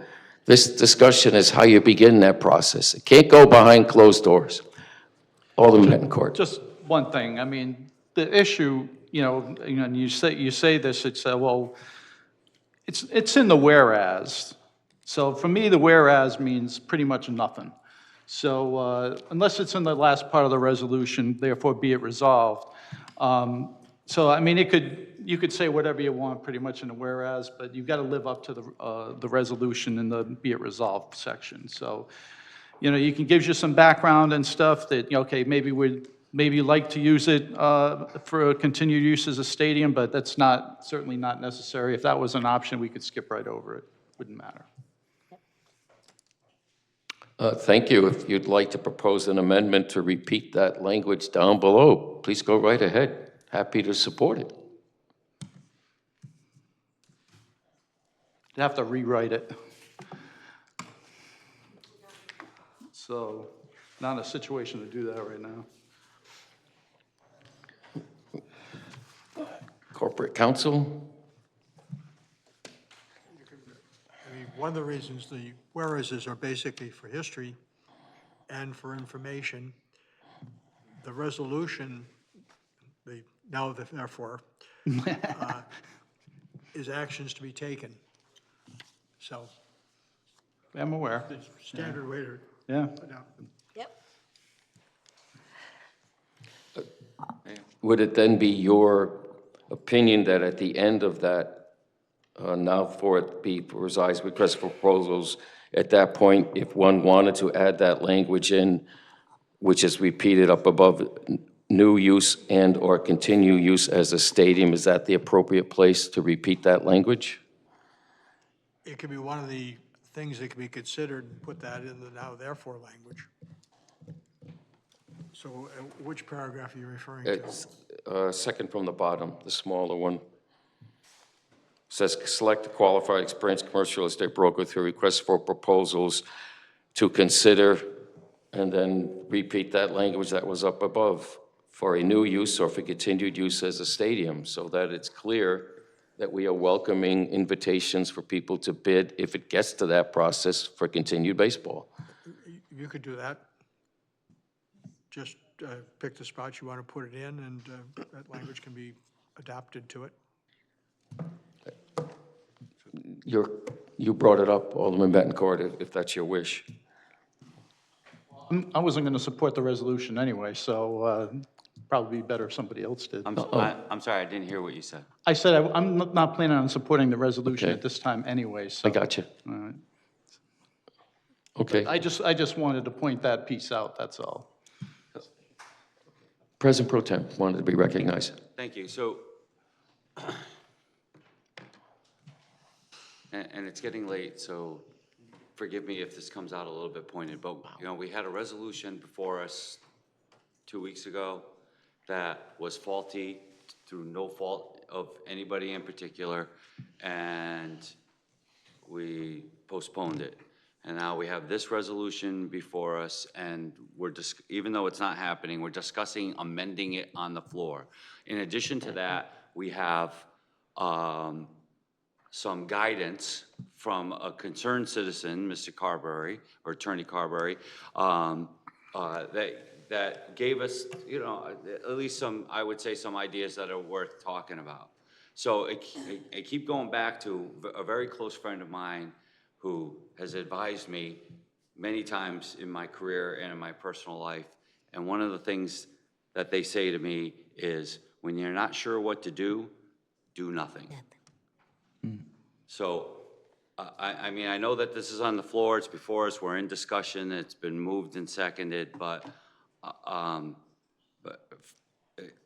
in accordance with our rules, instead of voting this up and down, I'd like to find a path where, where we find an answer to the question, what's the rush? All right, we have a lease in place through October, through the end of October. We're in the middle of budget, which tonight took up, 5 hours of our lives that we're not gonna get back. Worthy endeavor for sure, but nonetheless, Why are we adding this to our plate now, right smack dab in the middle of the budget? Why are we not just putting this off, even if we didn't talk about it again until the summer? At least we'd have a budget in place at that point, and we could focus on a clear path forward, because that's my, like some of the people who are sitting up here, I'm torn over this. I have very cherished memories of my children at Dodge Stadium and so on and so forth. I won't get into the details, but I have the same memories and the same positive experiences as everybody else. And I agree. I don't want to see baseball leave Norwich either. All right, but at the same time, I do agree that we can't keep running in the red. All right, it's an amenity that if it can at least break even, we can't afford it. The city can't afford it. But I'd like to find a path forward where we can find a solution to retaining baseball in Norwich and not having it be a losing proposition for the city year after year after year. So that's not clear to me. Right, that a path to that point is not clear to me through this resolution or through the one that we had before us a couple of weeks ago, or through any of the other information that we've gotten. I mean, honestly, if I had heard this discussion before we had put this on the floor as one of the sponsors, I would have asked to withdraw it, because the timing's bad. All right, we don't need to be doing this right now. We've got enough on our plate. And I don't think an up or down vote tonight is going to help us move forward. Alderwoman Hayes. To President Pro Tem, are you putting forth a request to withdraw? Well, it's already on the floor, so I believe that supersedes. It was on the floor when we withdrew the other one.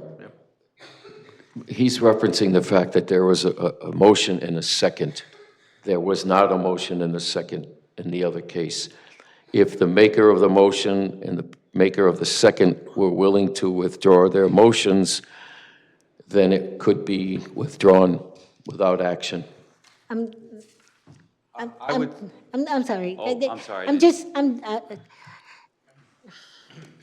going back to resolution on the Norwich Public Schools. There had to be a motion, City Clerk, there had to be a motion and a second for us to have discussion. So it was during discussion was the withdrawal.